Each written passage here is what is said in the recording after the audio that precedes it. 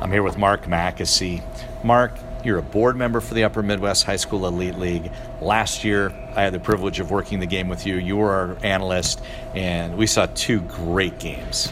Yeah, we did. It was exciting, John. There were two really competitive games. We had the team from northern Minnesota take on Team USA. It was a one-goal game, and then we had a team from the Metro take them on the next day, and it was also a one-goal game. So it was a lot of fun. The building was full. It was exciting. Great skill on both sides. It was kind of fun for me. You mentioned the game with Team North, and it sounds like a big area, all of northern Minnesota, but you look at the roster, it boiled down to just most of the kids were from three high schools: Cloquet, Esco Carlton, Duluth East, and Hermantown. Yeah, it's amazing. The talent that comes out of northern Minnesota is outstanding, and those are three powerhouse communities that have produced a number of really great high school players, successful college players, and NHL players. It's an absolute hockey hotbed in the United States.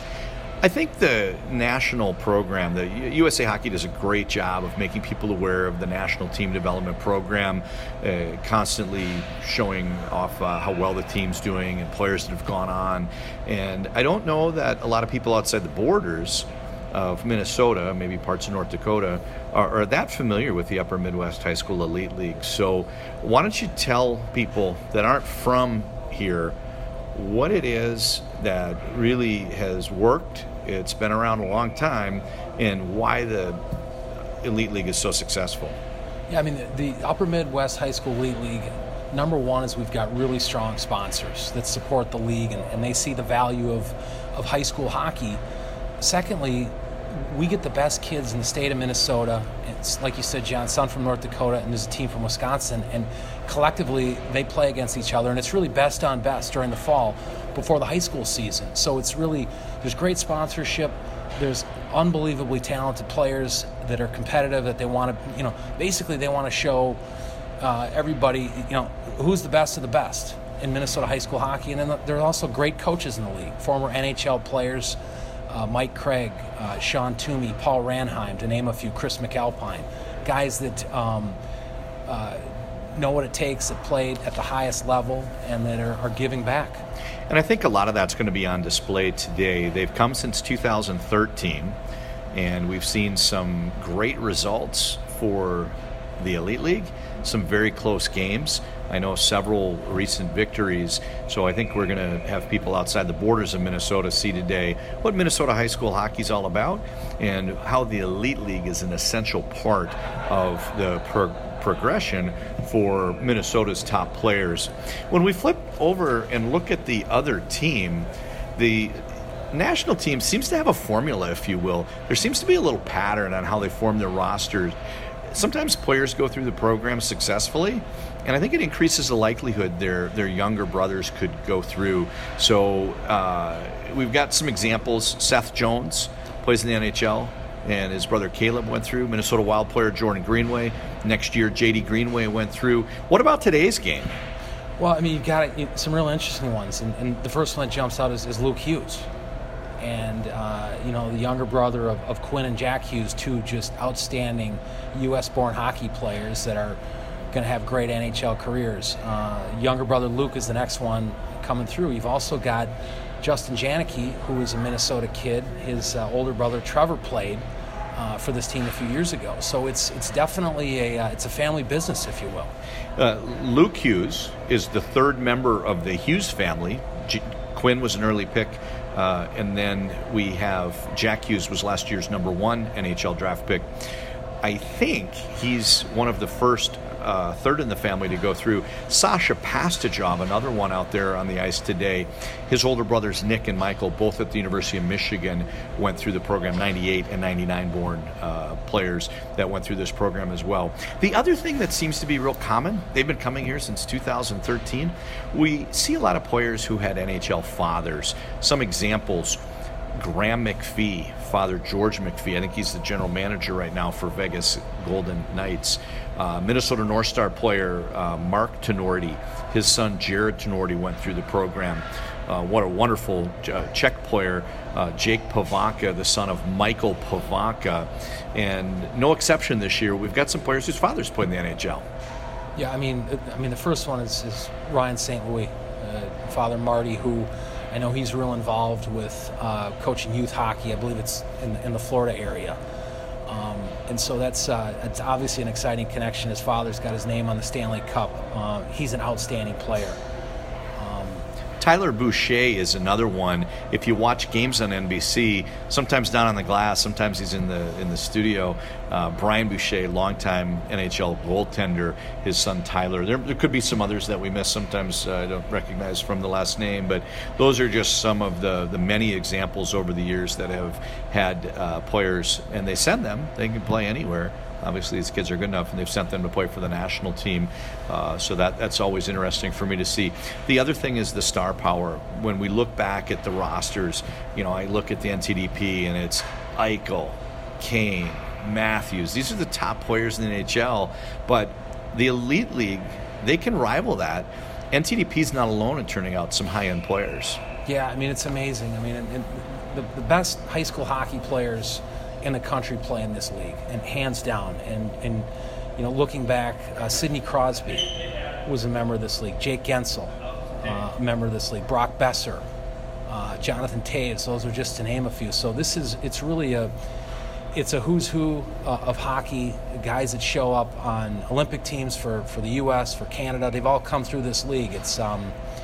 It's really amazing, and the list just keeps growing. A couple others that come to mind. I think Ryan McDonough went about 15th in the draft. I know he's been a captain in the NHL. Casey Middlestat went 8th in the draft. They played their senior years for Minnesota high school teams, and it really is a testament to the great level of play for high school hockey and the state of hockey. So, Mark, any final thoughts about this weekend and the games that we're about to watch? No, I tell you what, John, it's going to be exciting. The building's going to be full. The games are going to be competitive. It's best on best. Team Minnesota taking on Team USA. Looking forward to it. That's Mark Mackesy, board member for the Upper Midwest High School Elite League.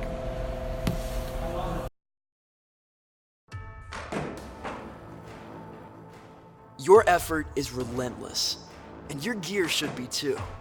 The HPR2 is built for the long haul, the up late, and the out early. And now, with STX's direct-to-you pricing, all elite gear is available at prices that make sense for the whole family. Shop online at store.stx.com and discover durability that meets your demands.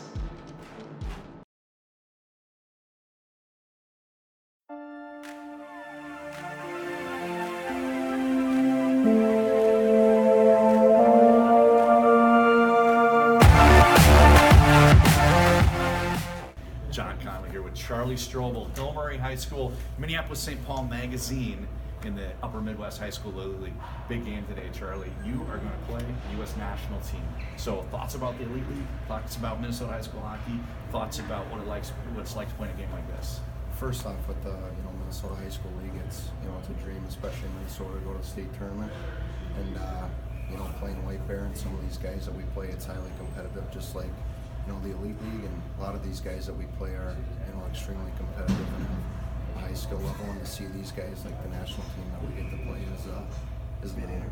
So a lot of tradition and history going to a school like Hill Murray, and you look at what it's like to be in those big rivalry games. It's a high level of intensity.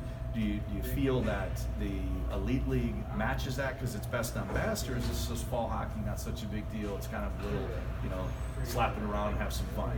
I think it matches it in different ways. I think, for Hill Murray personally, it's just more for your community. You want to win a title for, your tradition and, guys. But, here at the Elite League, it's about the same intensity and compete level. It's just more, go out there and have fun with your buddies and, do the best of your ability for these scouts and guys that are watching you. You mentioned scouts in the building. It's interesting. We've got a full building today with every NHL team, all the colleges, juniors, but it's not just because the national team is here. That's business as usual. You guys play in front of crowds like that every night. Yeah, and when you're out there, you can't really think about it that much. You're just kind of out there to do, what you can do, and just have a competitive, fun game, and just be out there and have fun. You guys have yet to be interviewed. He's Charlie Strobel. Thanks for your time. Thank you.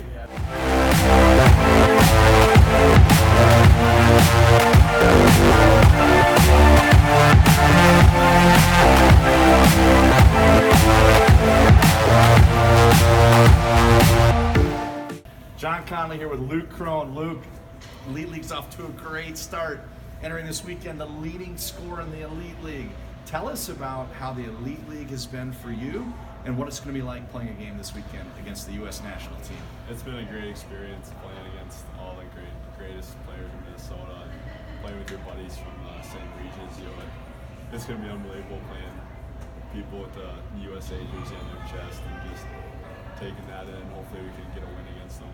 So one of the things that's nice about a game like this is the contrast in styles or development philosophy. You got to play a game last year. Andover was featured on Hockey Day in Minnesota, which is a big deal.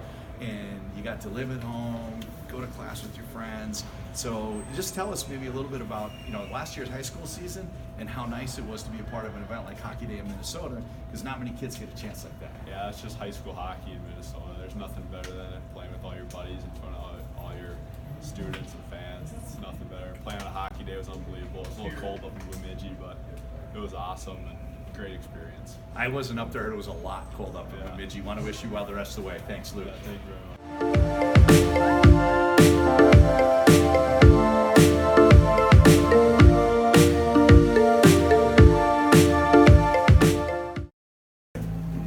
John Conley here with Mike Craig, former Minnesota North Star. Today, he's a coach in the Upper Midwest High School Elite League.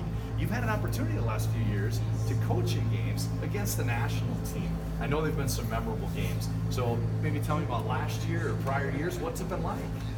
Well, I think 2 years ago we were one of the best teams in the league, and we came in with a mentality to watch the USA team, and we were down, I think, 4-1 within a period, and the boys finally settled in and decided that they could skate with these guys, and it ended up being a close game.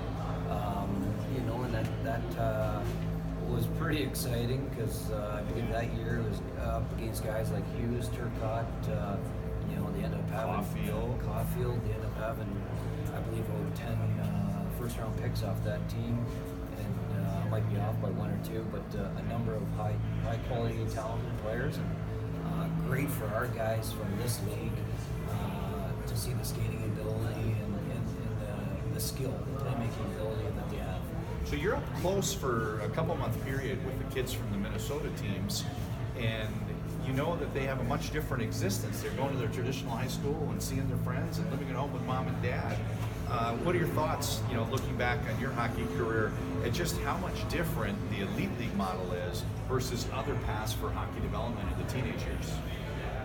Well, I'm a long ways from home. I was born and raised in the junior route, so I came a different path, but I think it's a great opportunity for these kids to play best on best in the fall. They don't start their high school season till near end of November, so it's a great way for 2 months to get their game out there, their skating legs, so when they hit that regular season for the winter season, they're flying. And I'm just impressed from day one, week one, the competitive level this league brings.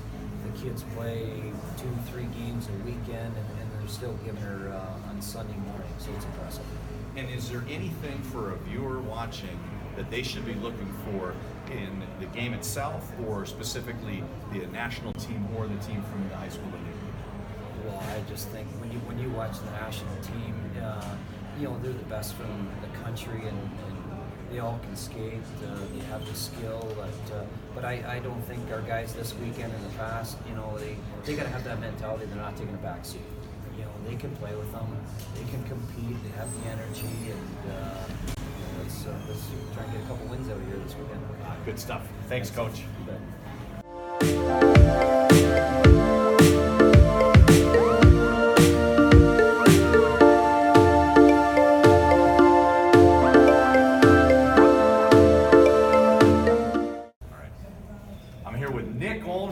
Nick, another player that played for Team Southwest last year.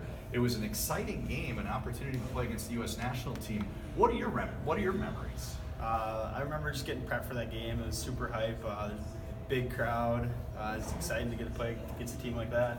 Not many people can say they got to play against USA. And anything specific stand out in the course of the game? Maybe some standout players that you played against, or some guys on your team that really stepped up and answered the bell. And I remember it was a close game. I think I remember maybe Jet Jungles and Josh Woodkey playing really good in that game. always making plays for us, and obviously a good amount of players on the USA making plays. Tough to play against. Yeah, well, great. Well, thanks for your thoughts. We've got a couple games this year, and they're going to play some different Elite League teams, give some more kids the opportunity. Best of luck to you. Thank you.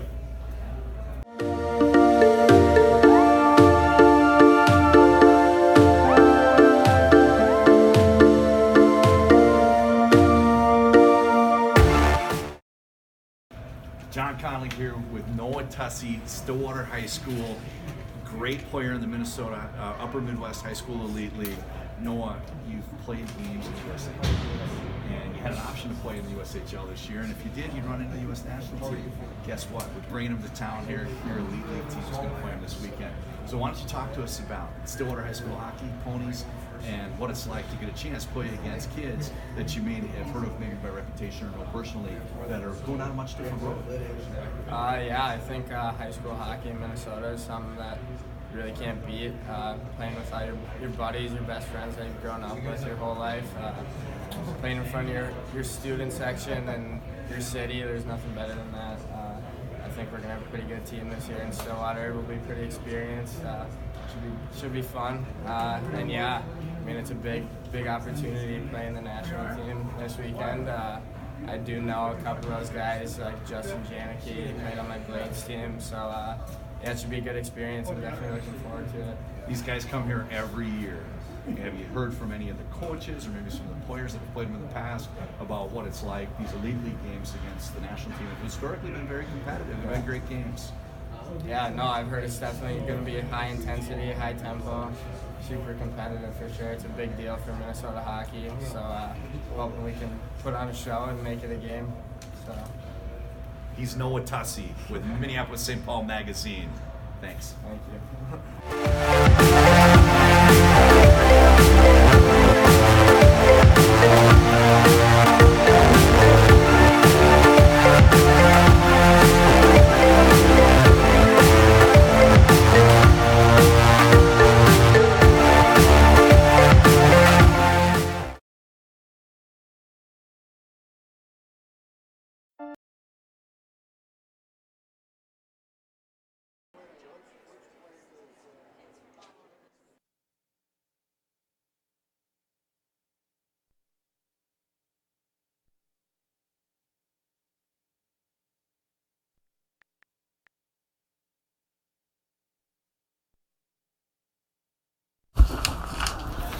I'm here with Coach Chris McAlpine, Minneapolis St. Paul Magazine. So, Chris, you've had a chance to coach against the national team before. Tell us about that game in the past. Those are fun games. It's great for our guys because a lot of them, I mean, this is kind of their peer group. A lot of these guys, they've played against each other, they've known each other, and of course, obviously, USA, they come from all over, and they're the so-called most talented kids in the state, or top hockey players, which all these guys aspire to be. And when you're wearing USA on your jersey, that's pretty prideful for these guys. So it's a big challenge for our guys in the Elite League, but it's one that they really relish.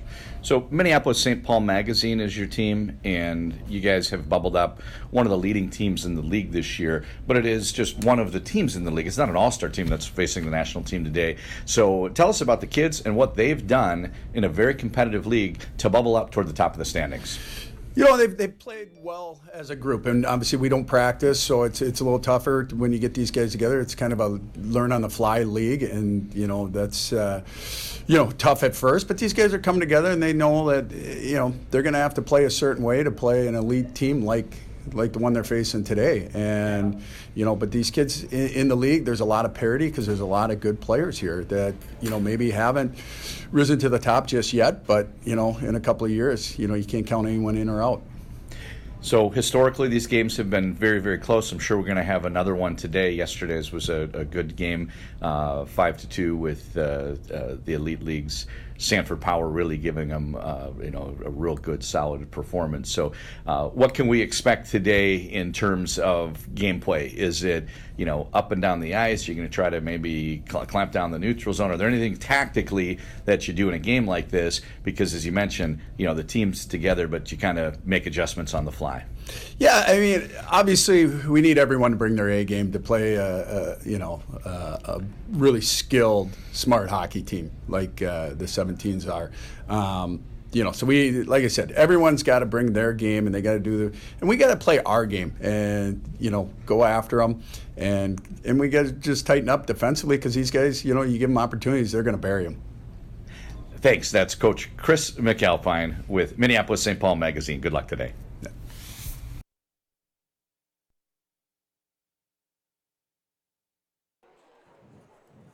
Good morning, good morning, good morning. John Conley, high atop center ice, New Hope Ice Arena, a.k.a. the house that Lance built. Lance, good morning. Good morning, sir. Kind of a, not quite the carnival-like atmosphere we had yesterday, but it's early. It's raining outside, and guess what I saw out there in the back corner? Some hardcore tailgating going on. Really? I actually stopped there, and they said, we don't tailgate when it's nice out. So, so we've got a Viking kicking off at 3 games, so no conflict there for the people from the state of hockey. And just played an audio clip, had a chance to talk to Coach Chris McAlpine a few minutes ago, and he closed by saying that he wanted to make sure they didn't give up any opportunities because it would seem like any mistakes might end up in the back of the net, kind of paraphrasing. But you know what we saw yesterday in the second period, Lance? Yes, that team, they made the most out of their opportunities. And the flip side, Sanford, is it Sanford Power? Sanford Power. Sanford Power. They had some quality chances, but missed some, and the goalies made some pretty doggone good saves throughout the game. Ruprecht was outstanding for Sanford Power. Looking out, Minneapolis St. Paul Magazine has just taken the ice. They wear a Philadelphia Flyer-ish set, and I will hereby christen you Gritty. Yeah. Did I get that right? Gritty. And I did share a little intel with Mr. McAlpine that yesterday's game lacked a little bit of the physicality, and he assured me that his team was going to be finishing checks all game long. Well, it'll be interesting to watch the matchup. One of the things that Coach Oliver had mentioned for Sanford was making them play 200 feet. We saw quite a bit of dump in early on, and all that did was give national team a chance to get their breakout set. Credit Sanford for doing a great job staying out of the penalty box. They really didn't have to play shorthanded. I think the only penalty that was called was offsetting. So they were disciplined in some ways, but when things got, I guess, going against them a little bit in the second period, every little crack, that door was kicked open, and there was a grade A scoring chance for about a half of that second period, and that allowed the national team to open up a 5-1 lead. Yeah, they have to be very strong on the blue lines. That's Minneapolis St. Paul, because as you mentioned, the development team, they like to get on the horse quick. When there's a turnover, that puck is up the ice and in the offensive zone very quickly. To be honest with you, a couple breaks for Sanford yesterday, it could have been a completely different game. Absolutely. They had done a great job falling down 2-0 in the first period, Lance, answering right back moments later with their first goal. Period ended 3-1, but that latter 7 minutes of the period, they had a ton of scoring chances, converted one. 5-2 was the final. So I think that's enough about yesterday's game. Let's flip gears and look at today's. Same lineup for the U.S. national team. They wear white, blue shoulders with some red accents, and same lineup. So it'll be interesting to see. I know last year there were players that were outstanding day one that weren't as much of an impact day two, and vice versa. So which are some of the players that caught your eye from the red, white, and blue? They're all so solid. I mean, it's hard to just pick one. But like I mentioned, I thought that Janicki, Lucius, they seem to have the puck on their stick a ton. Their defense are very mobile, can move the puck, and aren't afraid to get involved in the offense. So I'm not going to say that Minneapolis St. Paul has their hands full, but they got to come out hard. First 5 minutes is very important. And they're a little more informed now. They knew what went on yesterday, probably some saw part of the game. So they're a little more prepared, and we're going to see if they can play a consistent game each and every period, because that's what they're going to need to beat this team. So Mbarico is hurt, one of the two goalies for the national team. Last weekend he was hurt as well. They ended up playing a borrowed goalie a little bit in their second game. It'll be interesting to see if they do the same. Josh Seeley, who's actually a 2001 born, much older than the players on this team, 2003 born, he is suited up and he may get in the game today. Gibson Homer went the distance yesterday and he was outstanding. A very large goaltender at 6'5". He was quite mobile. He's committed to Miami University in Ohio. So a couple players that caught my eye. The Minnesotans had the first three goals. They brought three Minnesotans, Justin Janicki, Chaz Lucius, and Jacob Martin. All three scored in the first period, so that was kind of nice. Homecoming, I talked to Chris McAlpine about it. He said that's just awesome. He said, it's just great for them. Liam Gilmartin had the big second period. He had their fourth and fifth goals. He was outstanding. Can't say enough good things about Luke Hughes. He's the third of the brothers to go through this program. He was great yesterday. And I really thought Roman Schmidt, 6'5" and quite mobile for age 16. He's an interesting one to watch. Almost looks like Kane or the Undertaker in professional wrestling. He's so much bigger than everybody else on the ice. Yeah, he is a monster, and as you mentioned, he's got some dangles too for a big man. Another guy that I like was that Ty Gallagher. He can handle the puck on the blue line and keep plays alive. On the other team, Minneapolis St. Paul Magazine, I'm looking forward to watching some of the players that I've coached in the past. It's been a couple years since I've seen them play, so it's going to be neat to see where they've come since the last time I was in front of them. I'm the same way. I knew three of the players from my days living in Florida. National team has three players that played their youth hockey there and got a chance to see them. Great to see the progress. They just keep getting better and better, and obviously being a part of this team. Kind of a good lead in here. Our between period guests 1 and 2, Ryan San Luis for the U.S. national team and Carson Reichels for Minneapolis St. Paul Magazine. So let's go deep on this Minnesota roster here. All of the players on MSP Magazine are from Minnesota, mostly in the northeast suburbs of the Twin Cities. And Noah Tussey is committed to University of Minnesota. Carson Reichels is committed to University of New Hampshire. But that's it for college commits. So a less heralded group than the average in this league, less heralded than the national team, but some very good players. I'm really looking forward to see Luke Crone. He's the leading scorer in the high school elite league after last weekend. Luke Crone from Andover. He's one of the top line centers for them. He's going to play with Tussey and Strobel, and I'm really looking forward to see those three. They're getting on the board is certainly a key for MSP Mag to have any chance today. Yes. If you want to win hockey games, you got to score some goals, Jono. You know that. Another point on Minneapolis St. Paul Magazine, the majority of the players are seniors, but we do have, I believe, 7 11th graders on there, so kind of a split in age. Nice to see that.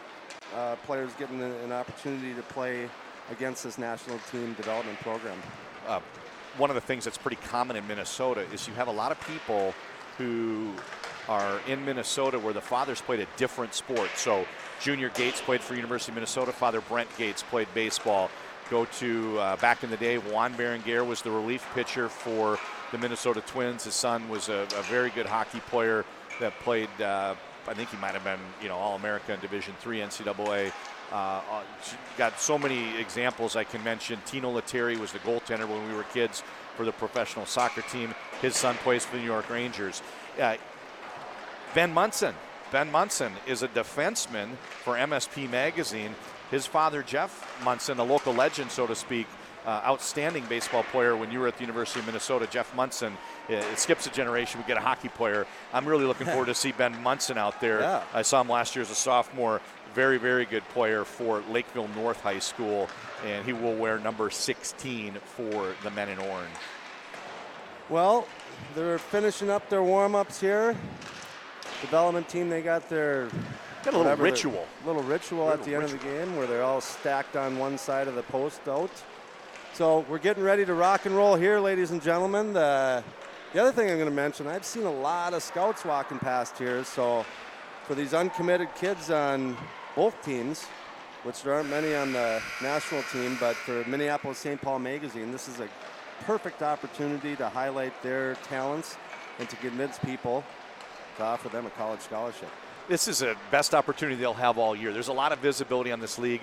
There are college scouts. There are junior scouts. There are NHL scouts in the building every time the Elite League takes the ice, but never more so than today with the U.S. national team in town.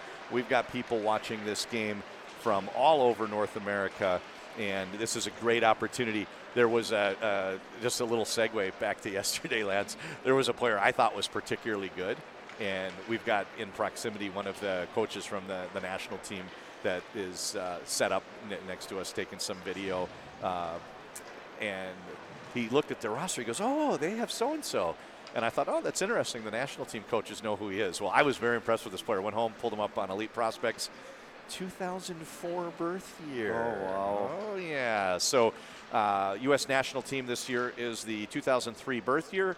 They have a very extensive scouting effort to get the best kids into the tryout camp, and they were aware prior to the game of one of the players on the ice, and I'm sure they were very pleased with what they saw. He was outstanding yesterday. Boys from northern Minnesota, boys from North Dakota, they really represented themselves well, left it all on the ice, and won the third period. I know that was important when I played.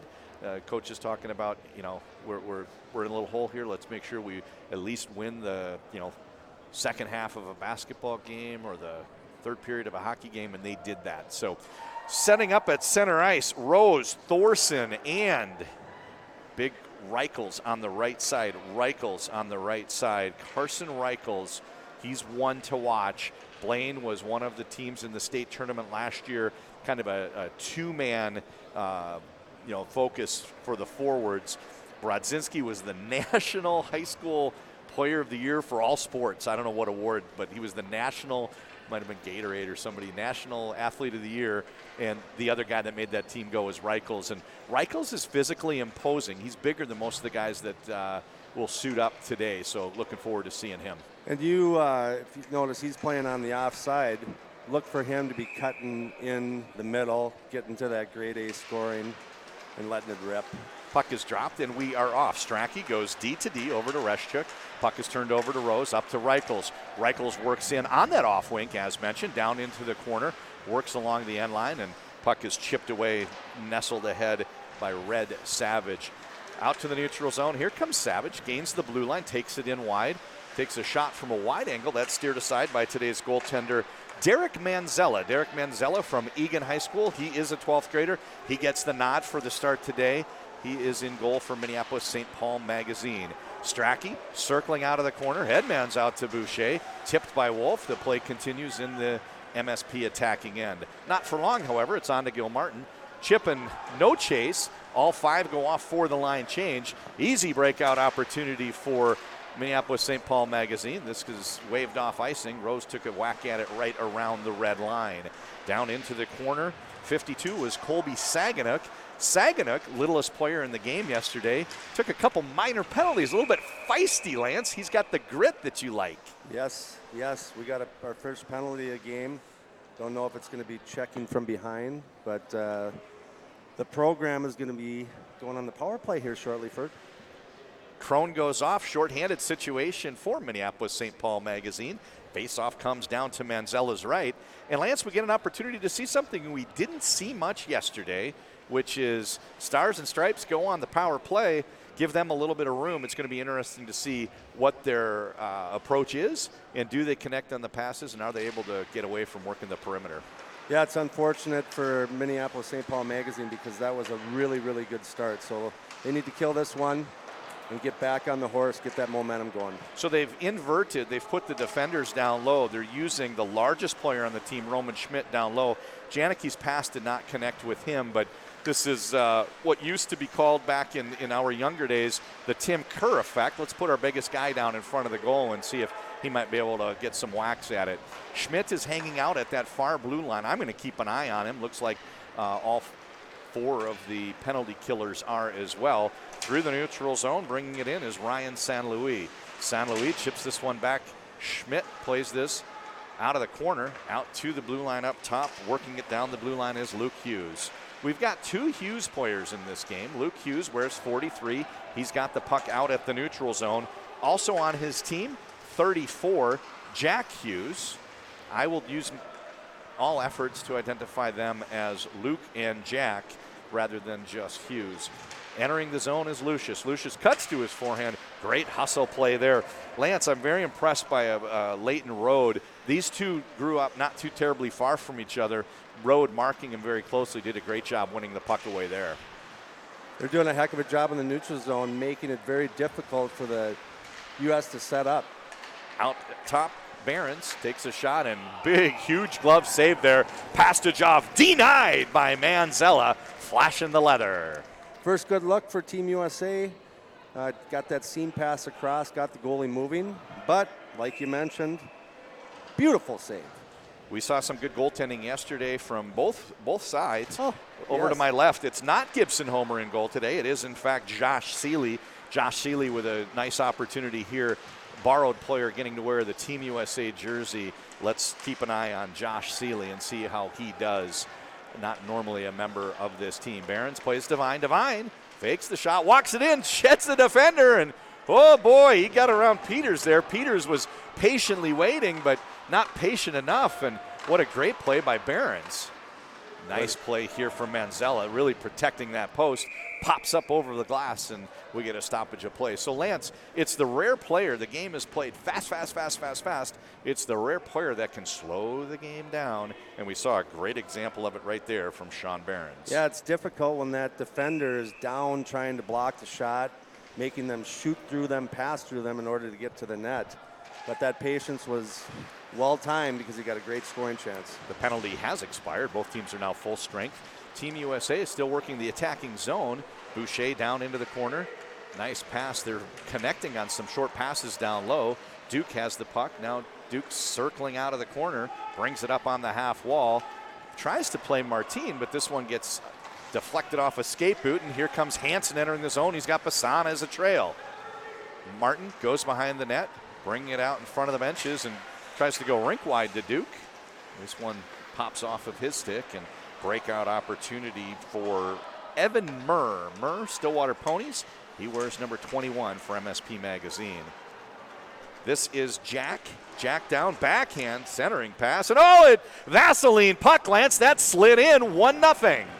It's a game of inches, and that was an inch that they just couldn't cover, and that puck just squirted in short side there.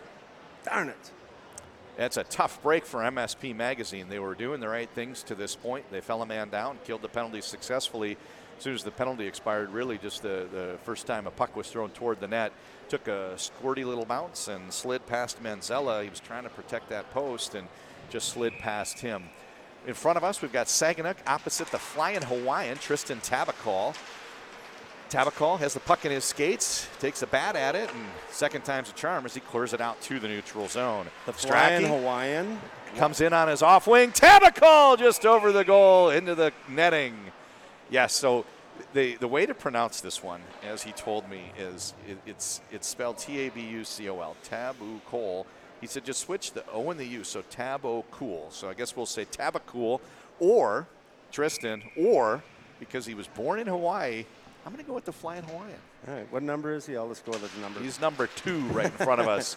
I've got another team that I announce regularly. The Croatian Sensation is a little bit easier than saying his last name, so kind of the same thing at work here. Out to Dulac in the neutral zone, bounces over his stick, and Saganyk's working it up the other way. Turns the puck over, great play on defense. Nice. Here's a break. And here's Tabakal, and nice play there from Luke Hughes. Luke Hughes just skates so well. He's able to recover. That's not the first time this weekend we've seen him a little bit out of position and make up that ground very quickly. Nice forecheck here. They get the puck to Jorgensen. He tries to return the favor with that, squeezing it in against the goalie against the post. Saginaw gets between the wickets of Munson and slashing the call. Desperation play there as Saginaw went right around the defender. Little help side, but unfortunately, some Paul Bunyan lumberjacking knocks the stick out, and we get a penalty. Wolf goes off. Power play opportunity for the red, white, and blue. Well, they thought it might have been a penalty shot opportunity, but the referees deemed it just a 2-minute minor. We've got 5 minutes elapsed. 5 minutes elapsed. 1-0 is your score. And Team USA looking to set something up. They've got the zone, lose the zone, however, as Reichel's working against Gallagher. Behrens, he's got a lot of room, but he's going to run into a clogged neutral zone.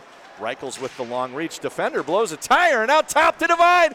Devine fires this one high and wide off the glass. Gallagher plays this one back to Lucius. Lucius over to Behrens. Behrens pulls it off the wall, down low, half wall. Devine. Devine's working the perimeter. Out top to Behrens. Back to Devine, walking it in, looking for a passing lane. They had it on Lucius' stick, who couldn't quite release the shot. Tipped away just at the last moment. Great box play there from MSP. Reichels throws it the length of the ice. They get a fresh 4. Lucius tries a little dipsy dangle around Campbell. Nothing doing. Out to Behrens. Plays this one with the mitt, and it's cleared out to the neutral zone. Great PK. Rose is the one that chipped it out to neutral, and now it's Team USA going for the line change. Yeah, we got about a minute left here. 1 minute to go in this man advantage. 1-0 is your score. Aiden Reschuk gets up to the blue line. Little back pass onto the stick of Jack.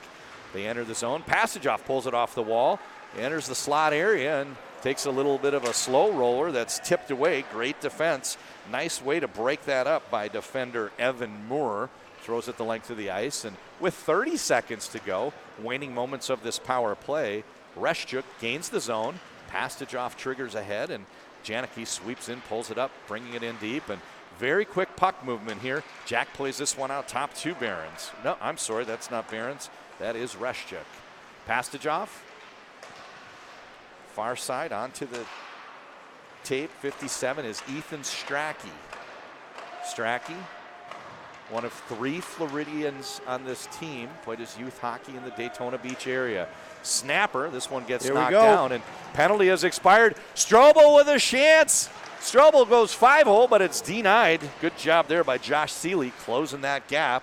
Play continues. Still 1-0 is your score, but looking for things to build off of. MSP Magazine did a great job killing that penalty, Lance. You know, a lot of times in games like this, I know I wasn't a big point guy, but when we killed the penalty, that was a momentum shift, so we'll see what happens. They had a good shot there on the breakaway, short breakaway, but they need to bury one now. Munson down through the corner, counter move. Nice play using his partner for the breakout and a stretch pass. A little bit too far for Tussey. This one goes just wide. We must have a different rule book. We're probably using the junior rule book because I've noticed some things with the face-offs coming back, and looks like we're running hybrid icing today, Lance. I don't know. I leave it up to the top professionals wearing the stripes down there to make those decisions. Strobel with the forecheck. They play this one far side to Savage. Savage pass out to Boucher. Boucher, red line, blue line. Cuts to his forehand. Schmidt walking it in. He fires it just wide. Martin keeps this one in at the blue line. Good chance here. Penalty. Yeah, that was a trip. I thought you were leaving this to the professionals wearing the stripes. Hey, I'm just talking to these guys next to me here. They said it was a trip too. Well, you're mic'd up here, so we've got Lance Pitlick looking for the call there. Play continues. Gallagher pinching in on the blue line. Dulac chips it out to the neutral zone. Reeled in by Luke. Luke pays this one onto the stick of Gil Martin. Gil Martin lofts it down to the end line. Campbell's got 2 white jerseys pinching against him, and couple taps, they can't quite get it out. Second time's not a charm either. Kept in hugging the blue line by Redmond Savage. Gallagher walks it in, and wide angle shot from Gil Martin goes wide. Yeah, you saw he didn't dust that thing off. He was just getting it right to the net. Good save here from Manzella to kick it aside. Savage gets pinned up against the boards, stapled if you will. Puck pops out, and it's onto the stick of Team USA's Colby Saganuk. Saganuk's been very, very active this game so far. He's looking to make something happen every time he's on the ice. Chipped out to the neutral zone. Luke in retreat, not on his stick for long. Throws this one down the length of the ice. Dies in the corner. Campbell plays this to Peters. So, Lance, we're coming up on the first period's midpoint. Thoughts so far? I think we've seen a lot. 2 short-handed situations already for MSP Mag. Yeah, it's an enjoyable game. I mean, the teams are playing very hard. They're playing discipline, and they're not making many mistakes. This is dumped in at the red line by Thorson. He goes off for the line change. Hansen works down, and goaltender Josh Seeley fires it out to the neutral zone. Dumped back in by MSP. They're trying to establish their forecheck. We've hit the midpoint of the first period, and one of the things I've noticed today, not just on the power play, but even strength, Team USA is looking to spread the ice. We had 2 forwards, San Luis had another one, out at the far blue line when the defenders were back trying to come up with an exit path from their own end. That's, I guess, more of a modern style than that, 3-zone hockey, try to clear your zone, then work through the neutral, and they're trying to hit that home run pass and get up ice quickly. Yeah, I mean, that's riverboat gambling. If you can make the pass, it looks great. If you don't, Minneapolis St. Paul is going to get some opportunities. Janicki circling out top, loses the defender who blows a tire, and huge save. Oh no, 5-hole. Slippery puck gets through the legs of Manzella. He had recovered nicely, but couldn't get the puck reeled in, and it's 2-0 for Team Minnesota, or Team USA. Kind of the same as what we saw yesterday. There was a Minneapolis St. Paul player that blew a tire. There's the breakdown, one pass, and it's in the net. So Lucius with the goal, banked it in off the goaltender's leg. It is now 2-0, and I will say I don't think 2-0 is at all indicative of how the game's been played. No, not even Should close. be much closer than that. Janicki walks it in, big save, gloved by Manzella. Faceoff comes to his left. Yeah, we got about half a period left here, and I think they got to feel really good about the start here. A couple tough breaks. They're getting their chances. They just got to capitalize one here quick and change that momentum. The kids are on the ice. The coaches are on the bench. They're down at ice level. Everybody can feel the tone of the game, and they know they're playing with them, but they can't feel good about the result when they look up at the 2-0 scoreboard. So next goal is a big one. Yesterday when it was 2-0, it was the Elite League team that scored the third goal. We're going to look to see what happens here, because getting this margin down to 2-1 would be very important for MSP to stay in this game. Chipped out to the neutral zone, and this is kept in at the blue line by a pinching Strachey.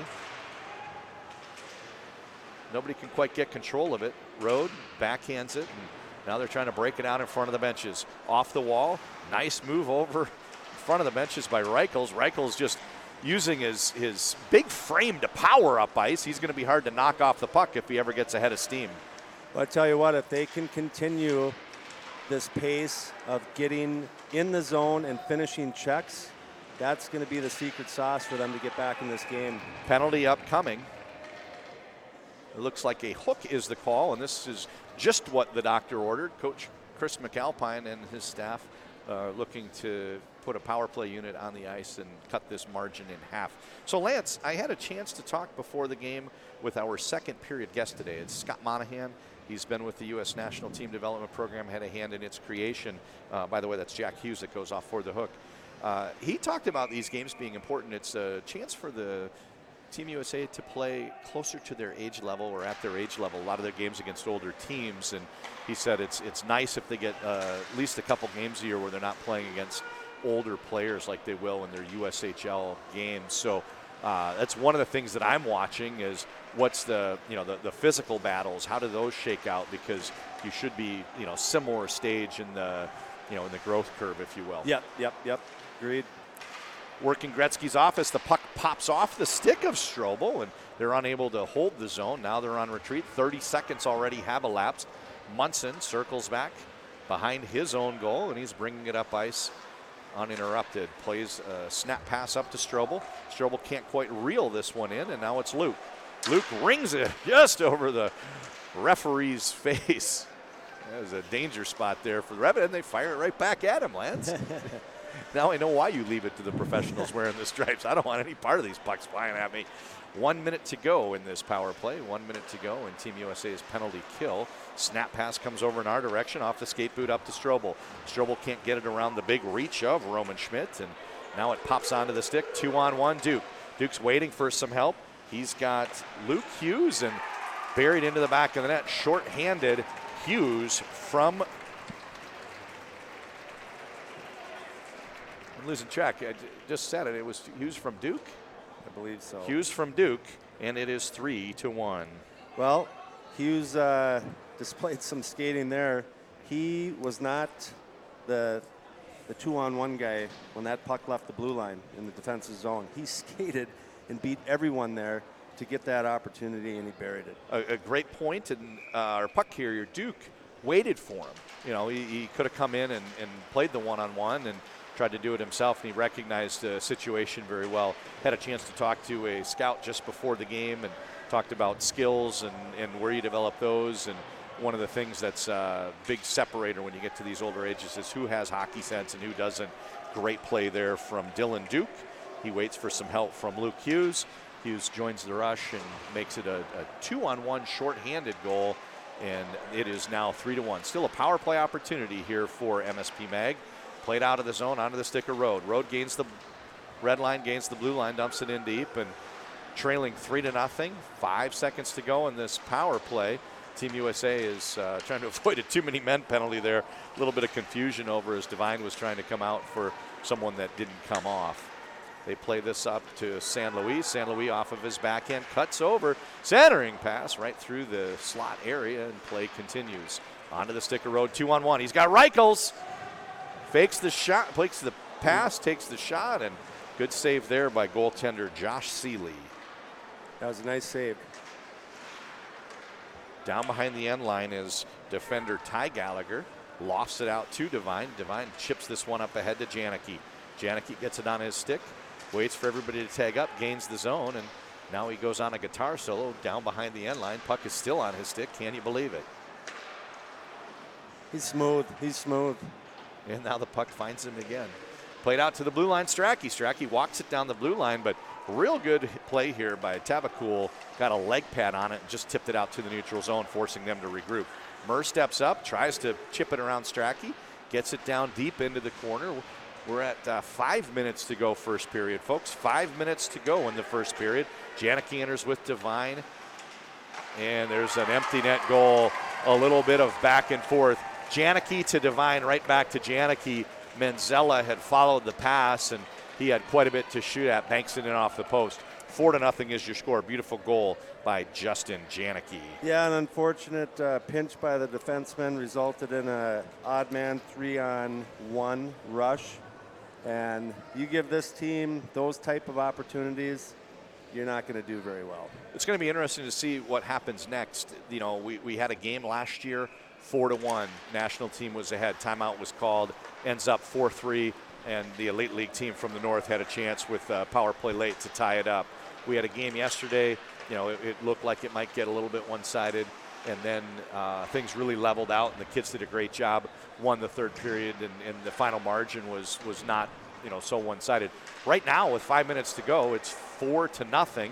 3-on-2, and the pass doesn't connect. Bassan a little bit too far up ahead for Thorson, and now we're breaking out the other direction. Here comes Boucher. Boucher waits for his line mates, takes the shot, and big save there. It's off the stick of Weiss. They switched goaltenders. I missed that, so Weiss is in. Weiss has come in, plays for Owatonna High School, where he's in 12th grade. So you look at some of the plays that are made and the plays that are made under pressure. A lot of these players make it look so effortless. I mean, they put a lot of time in perfecting this, so when they have an opportunity that they're able to execute. Team USA is doing it more today than Minneapolis St. Paul Magazine, but we still got a lot of game left. Tussie with a scoring chance, and credit Tussie with creating that chance. He really hounded with the pressure. The puck came down to the goaltender. Goaltender had no choice but to ring it along the boards, and one of his line mates came pinching in, fired a pass to him, and Tussie got the shot off as goaltender Josh Seeley was returning to the goal. Not a lot to shoot at. He's the littler of the two goalies, but he's still 6'4". Holy cow, that's a big boy too. Do they make little goalies anymore? I guess, well, in Minnesota, you actually have a lot of little goalies playing high school. It's the only place that they even give them a shot.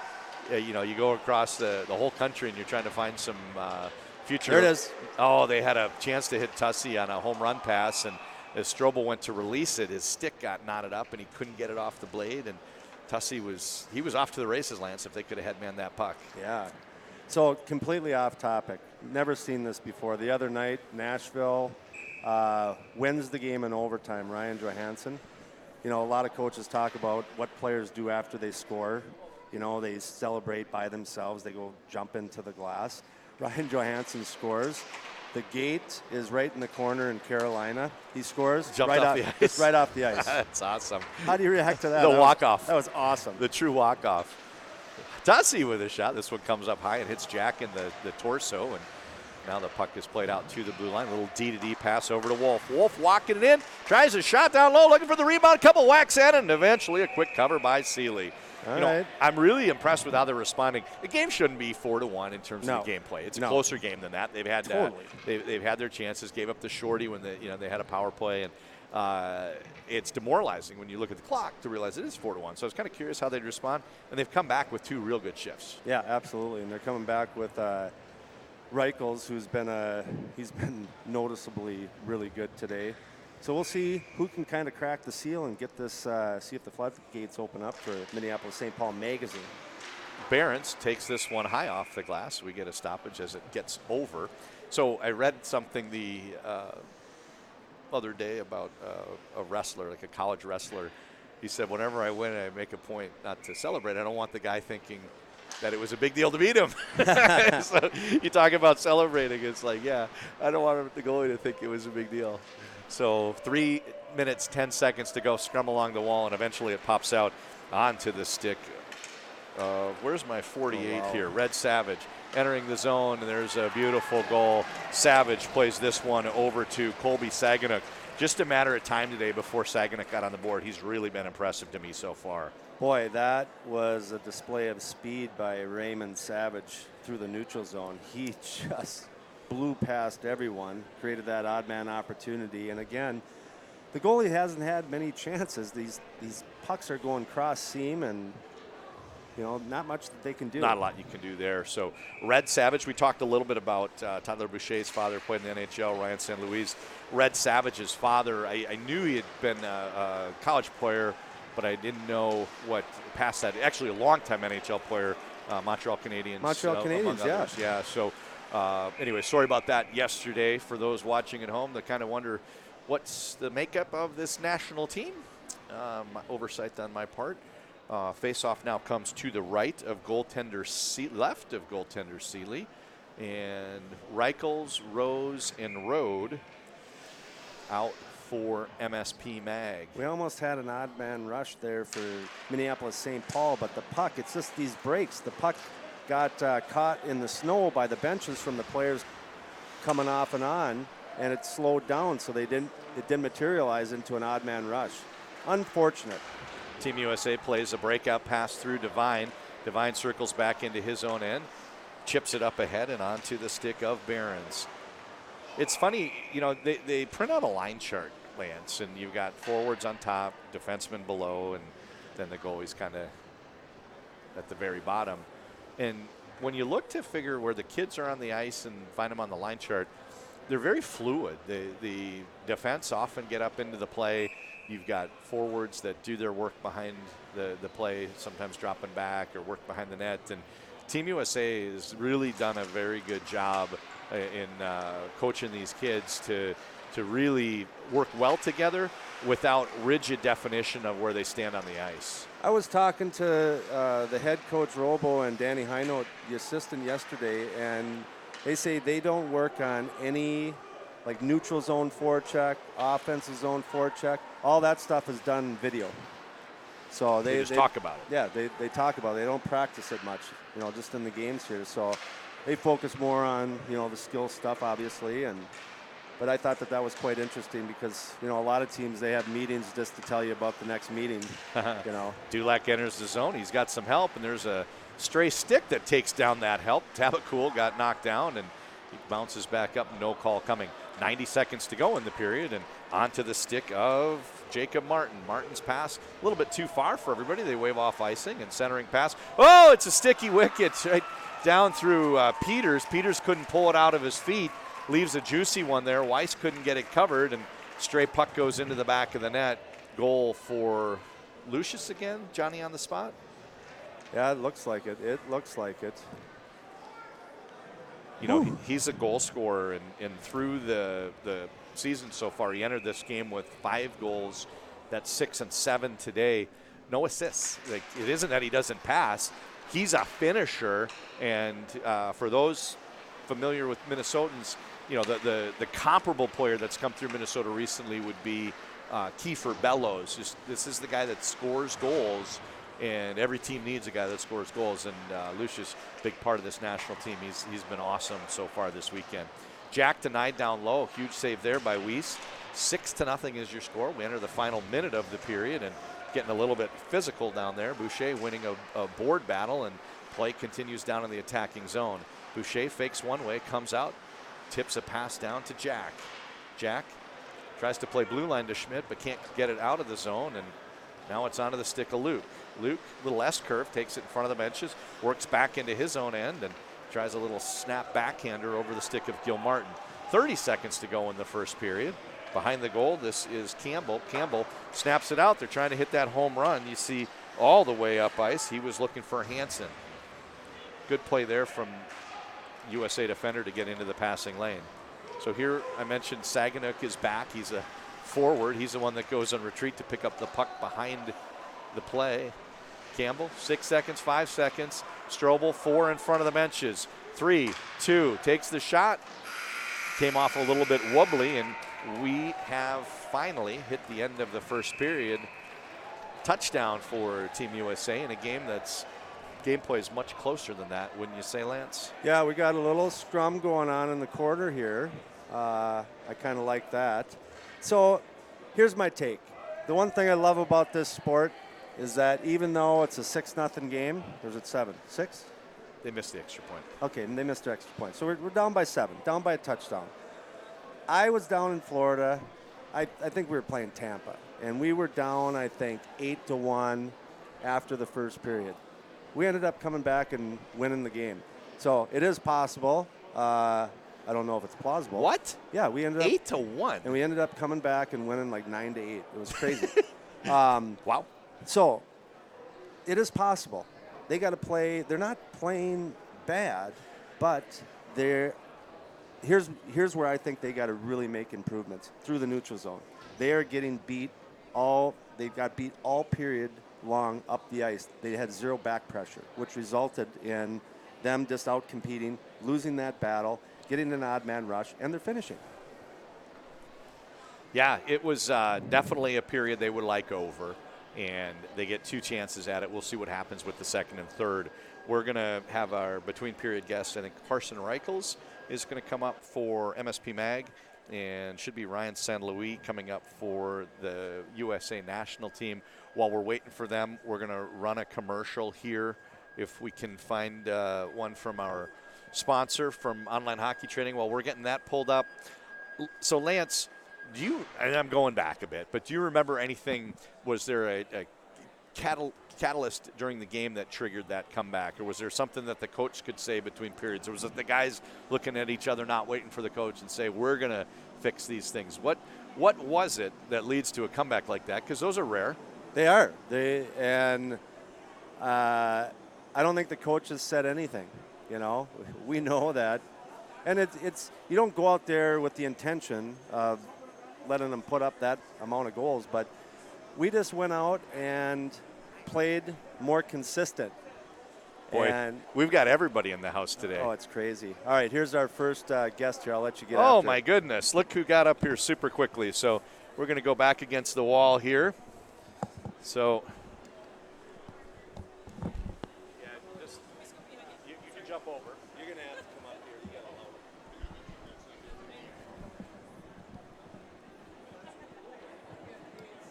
I think you should be good at it. Ryan, thanks for coming up. It's good to see you again. It's been a lot of years. It's been a long time.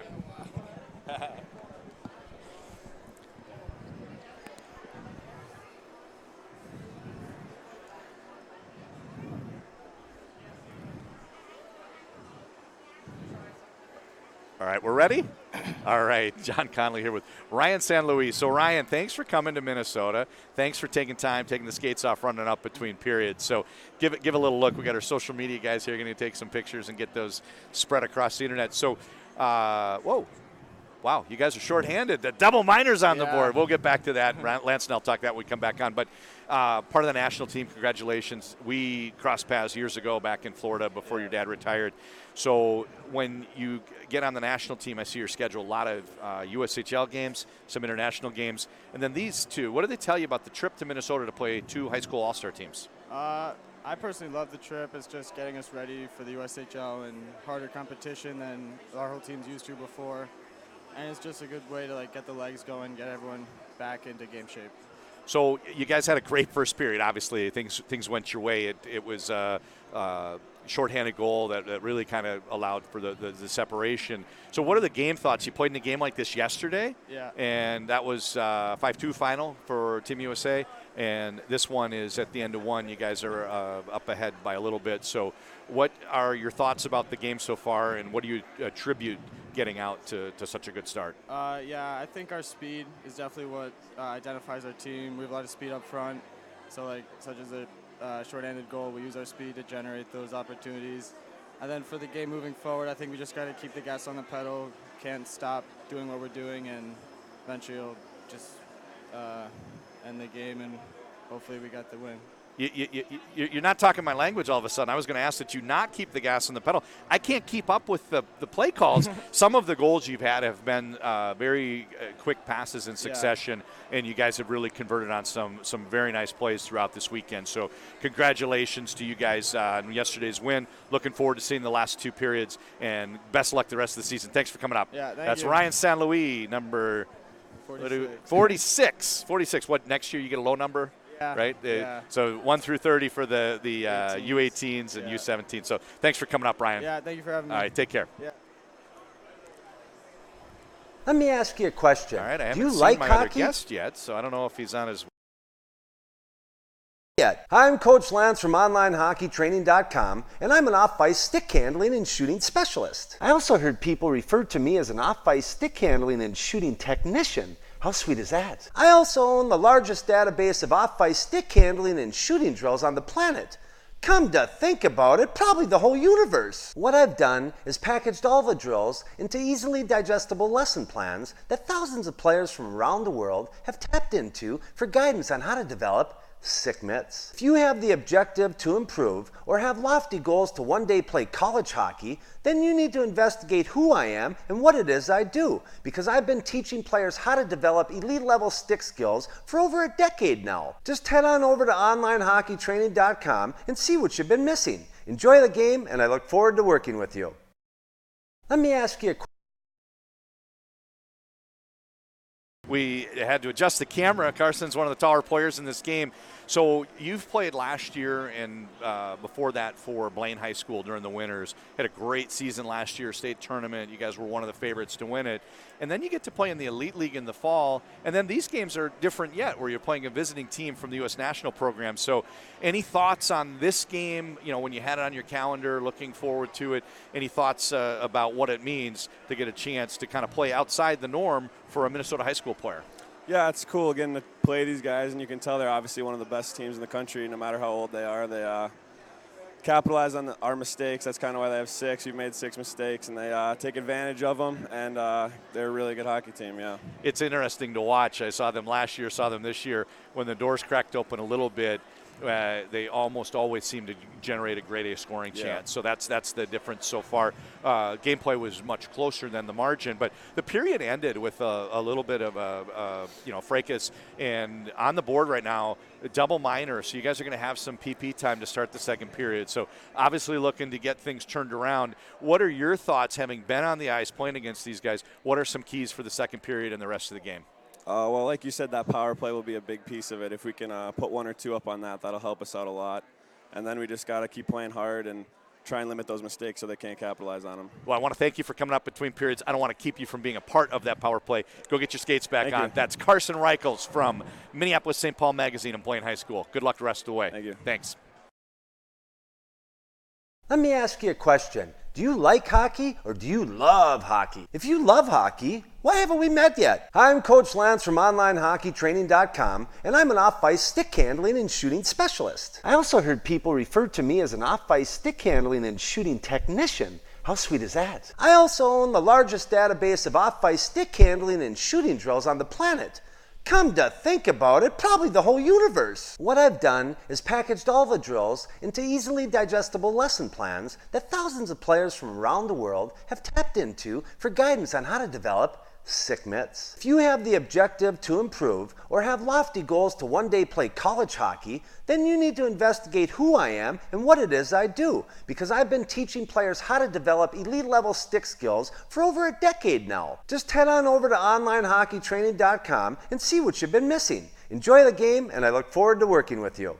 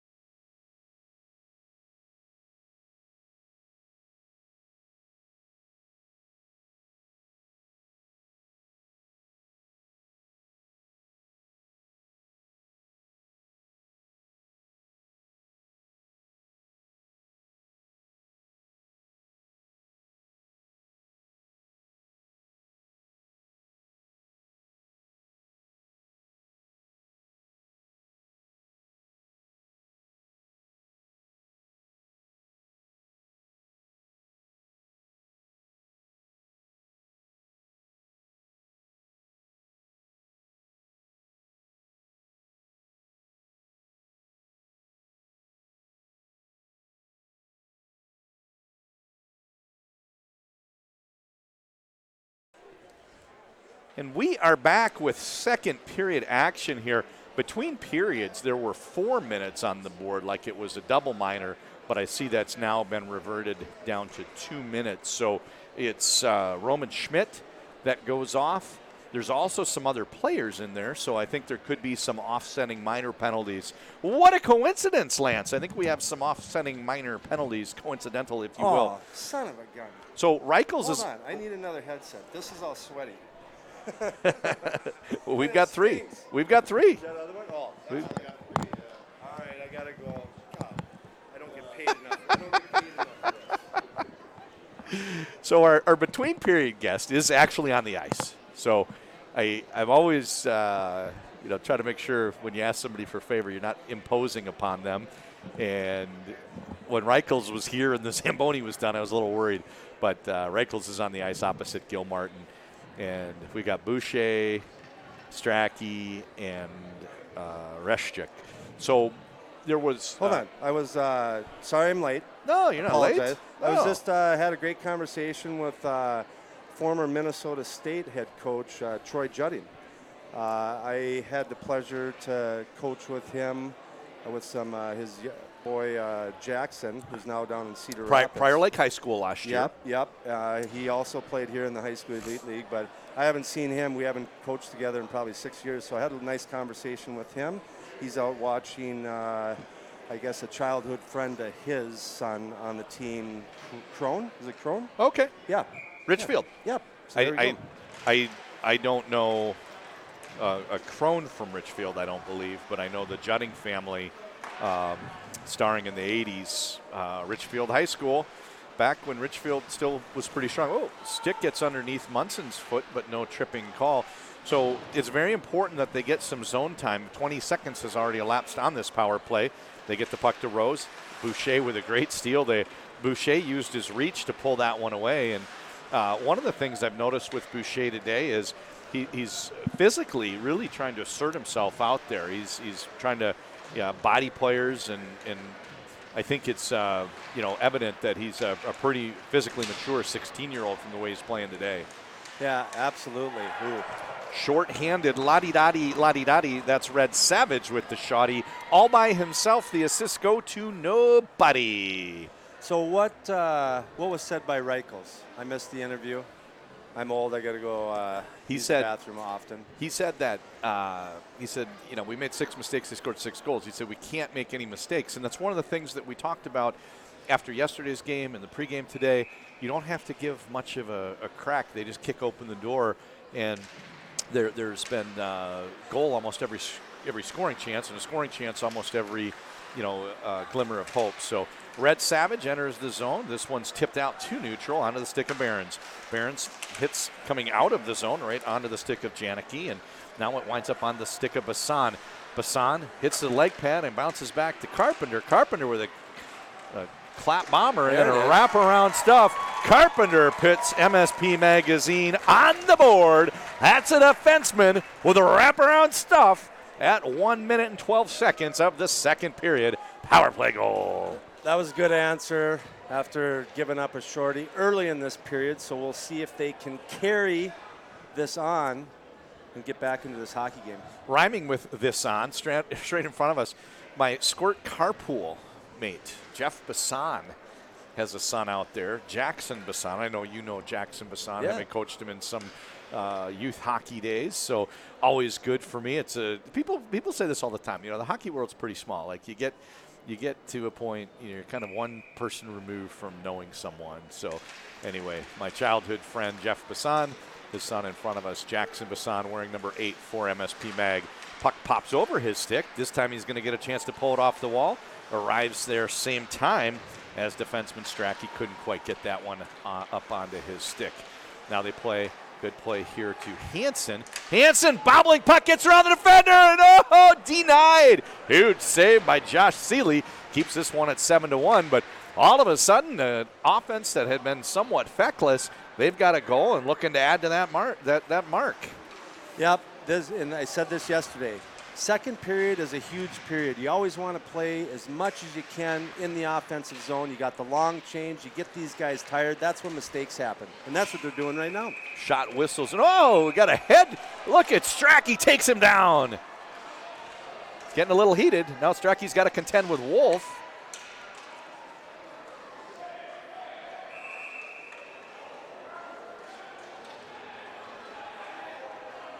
Yeah, there's a bit of a melee going on there. You don't see this very.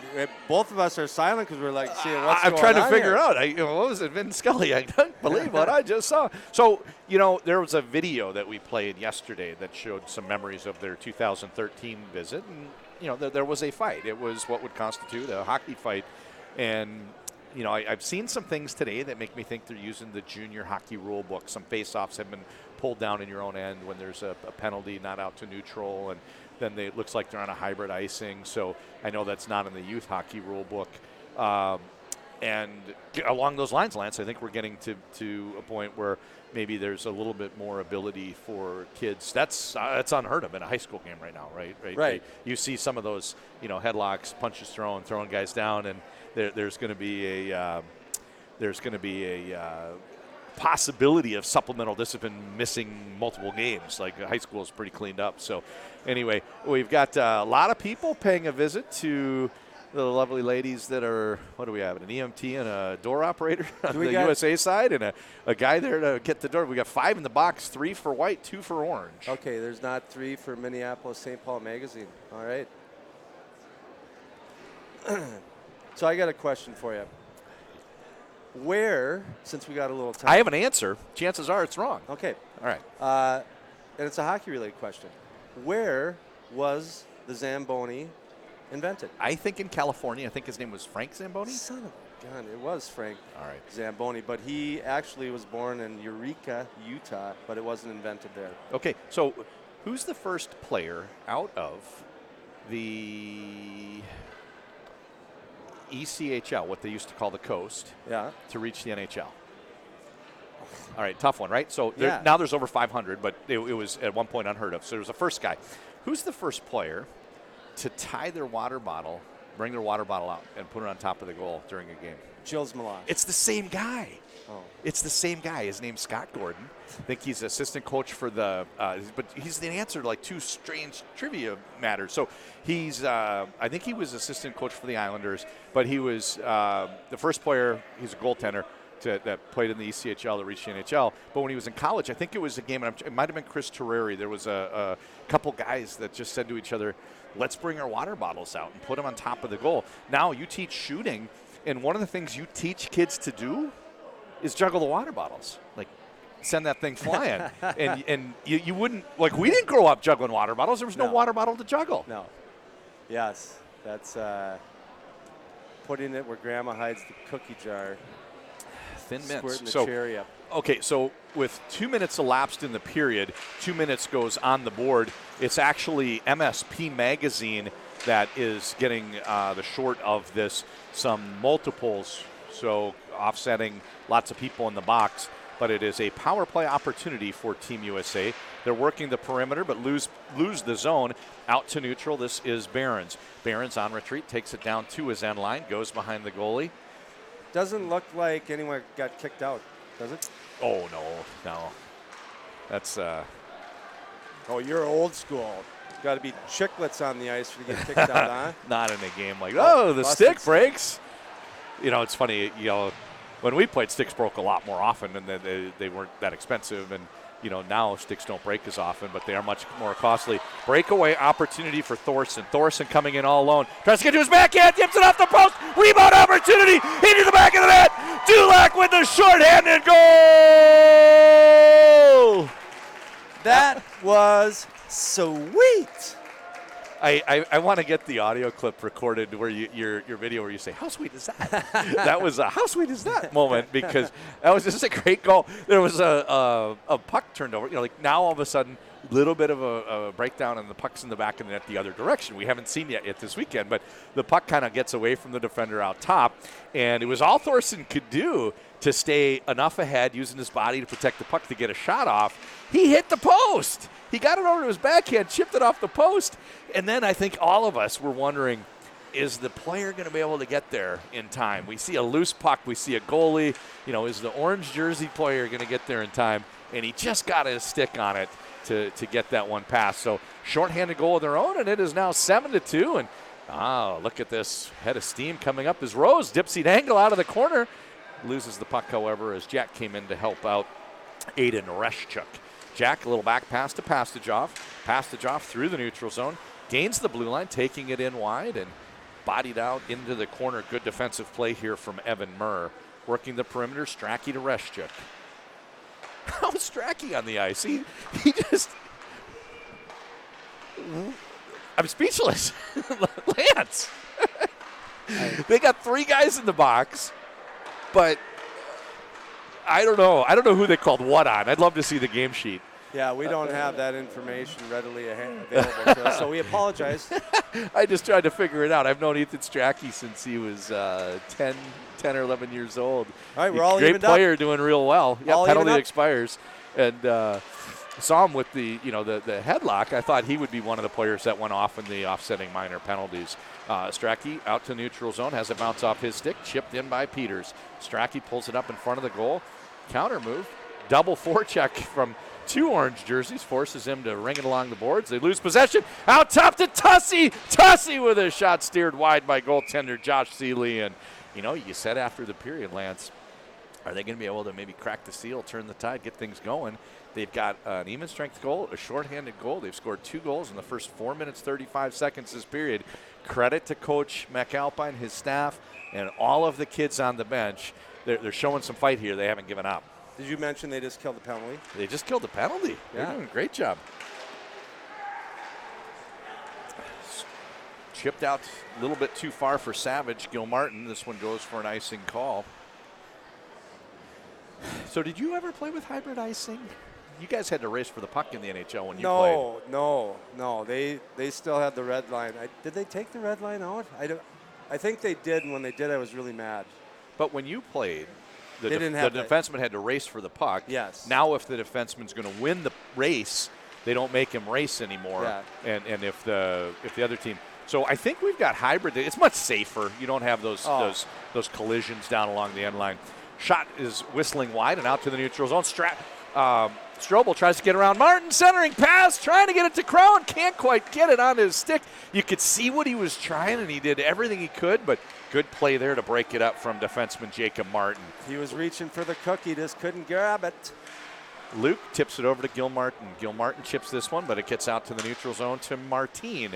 We've got a Gilmartin and Martin. So then now they're both on the ice together. Gilmartin shot, hits leg pad of Campbell and gets knocked down. Nice little pullback shot on that by Gilmartin. Savage chips it out. This one takes a bounce, and nice little spinorama there from Savage to take it over to his backhand. Shot it just wide, but didn't miss that corner by much, that lower corner. This one pops out to the neutral zone. It's Strobel in pursuit, working against the goaltender. Stretch pass. Oh, it goes through the stick of Carpenter onto Janicki. Janicki with a move that you teach. Lance, forehand, backhand, shovel shot, twine. We just got our goaltender getting a little helper there, my friend. That yes, was he quick. did. That was Seeley. Yeah, that's not easy to do. And Janicki with the nice finish. Yeah, that was just a terrible break. The defender was in position, and when he went to sweep the puck away, somehow slid right under his stick, onto the stick of Janicki.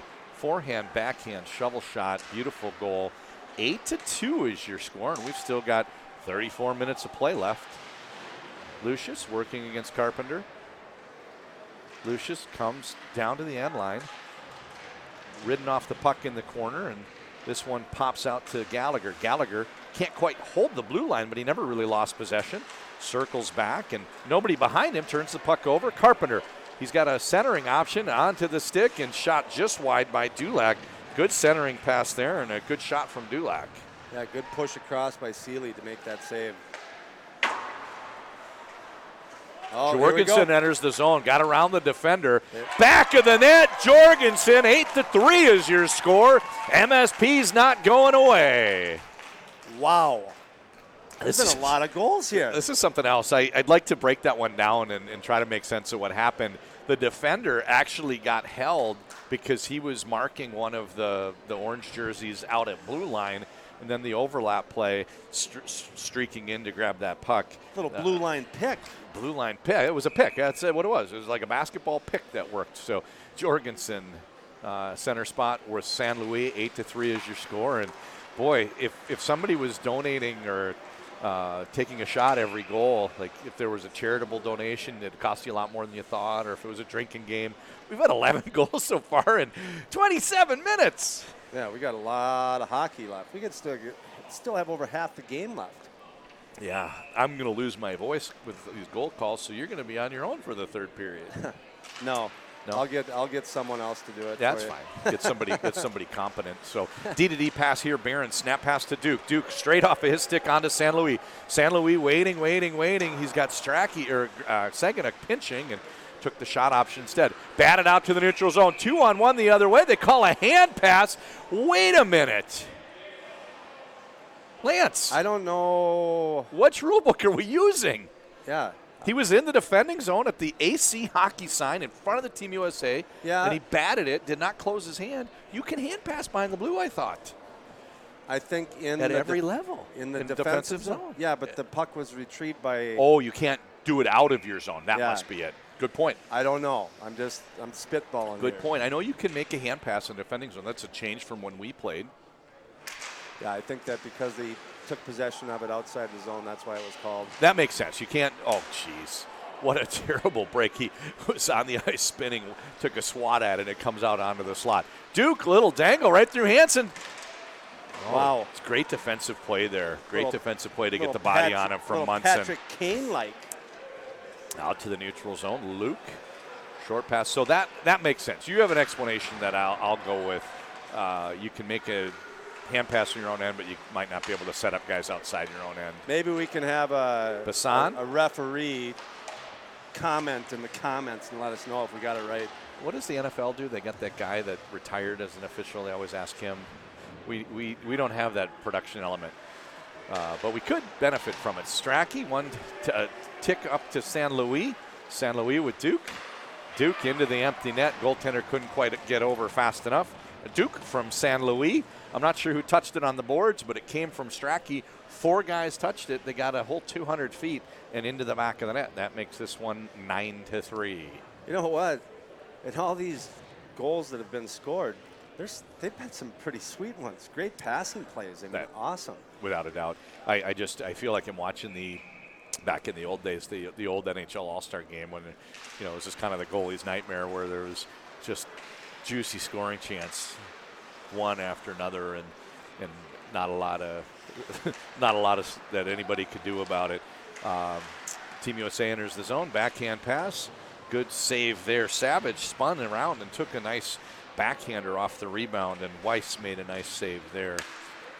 Out to Gallagher on the top, working it along the half wall. Boucher has it picked off of his stick by Murr. Out to the neutral zone. This one's chipped in and lofted down into the corner. Peters on retreat, pulls it off the end line and plays it to Murr. Murr rings the boards, tries to get a breakout to Rose. Rose, second time's not a charm either. Couldn't get a stick on it. Good tenacious forecheck. Pinching in was Jacob Martin. This one can't get past Gallagher. Second time is a charm, and they get this to Rose. 3-on-1, stagger. He's got Rode out high as he went to make that pass. Great active stick from Martin. Stretch pass doesn't quite connect, and icing gets waved off. Goaltender Weiss is stuck back in the net, kind of afraid. Looked like he was kind of afraid to go back and play that one.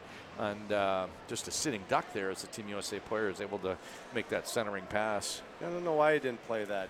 I think it's important that we mention that this national team development program, this team is comprised of the best players from all over that they deemed all over the United States. The High School Elite League, Minneapolis St. Paul Magazine, is one of 6 teams or 8 teams? So, Lance, it was 6 that the league formed. They expanded to they have 7 teams this year, and then the league has an invite from Wisconsin for an 8th team, and then Shattuck St. Mary's plays virtually a full schedule, I think 1 weekend short of a full schedule. So that's a 9th team. So they're one of 9 teams in a highly competitive league, and they're one of them. They've got a slightly winning record, but there were really 8 other teams that could be on the ice as well, and it's a testament to the level of the league. This period, things have leveled out quite a bit. Scores three goals apiece for each team this period. Yeah, it's a good measuring stick for everyone. I mean, this development team, a lot of times they're in games like this where it's lopsided, they're getting throttled. So for them to have a game like this once in a while is not a bad thing. And then all the Elite League kids that got to play against them, great measuring stick where they are on the development curve. And some of the kids on the ice for the Elite League team, they'll play in the NHL. Like they'll reach the highest levels like you did. We just don't know which ones yet. And Reshchik, nice move there. And oh boy, the goaltender gets kicked over, and there's been no stoppage. I'm surprised he waited. So he got 4 guys with a whistle and nobody blew it. Surprised they waited that long to whistle the play dead. The goaltender had kind of been kicked into the net and fallen down upon. I was ready to grab my backpack and get my whistle out and blow it. There was such a delay. Yeah, it was what happened there. Strange sequence. We've seen some stuff, and you've been around the game a long time. watched a lot of hockey myself. We've seen some stuff that haven't seen before, and the hits keep coming here. So 5 seconds shy of the game's midpoint, and it's not even half over. Not even half over. Holy cow. Our second period guest, hope you stick around for us, is Scott Monahan. Scott Monahan had a hand in creation of the National Team Development Program back in the late 90s. So he's talking going back, the discussions for this go back 25 years, and we know they've had players come through like Patrick Kane, Seth Jones, Austin Matthews, and all the players you see wearing white today. So he is our second period guest. Looking forward to having Scott with us.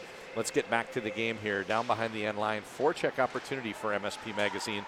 Devine trying to pull it off the wall and working down board battles. Strachey plays a backhand, and this one winds up not connecting. Dulac keeps it in, plays Munson. Team USA plays it out to the attacking zone. Lucius down into the corner, bodied off the puck, but kind of leaves it in the corner and came right back to him. Out to the blue line, Reshchuk pinned at the blue line. Lance, one thing I noticed when my son started playing youth hockey, like nobody holds the blue line like a mite. These kids have no concept of getting back, and it looks to me like Team USA holds the blue line like a mite. They don't back out at all.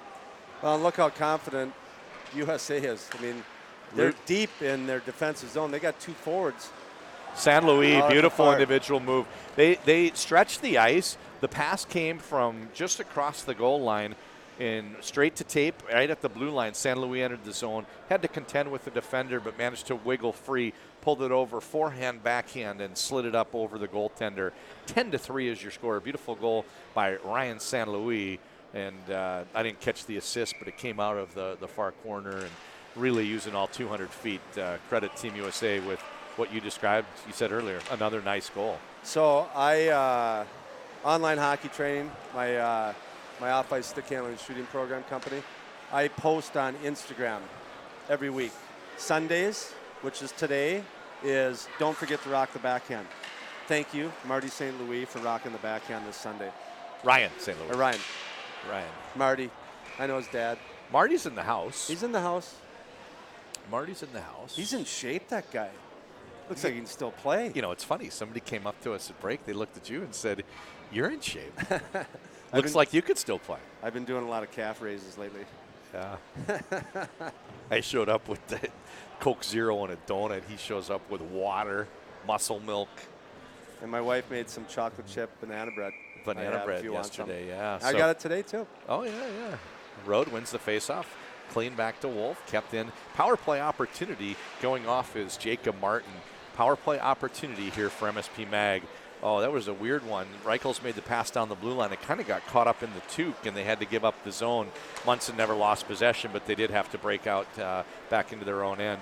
Rode enters the zone. Nice pass. Snapper! And a huge save. Josh Seeley swallowing that one up. And 23 seconds have elapsed in the power play, but a good scoring chance there for MSP Mag. You mentioned toque.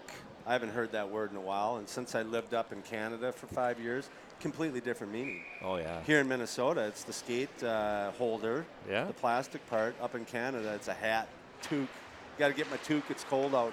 Wolf, slapper. Oh, deflection, rebound. Oh, no goal. Keep playing.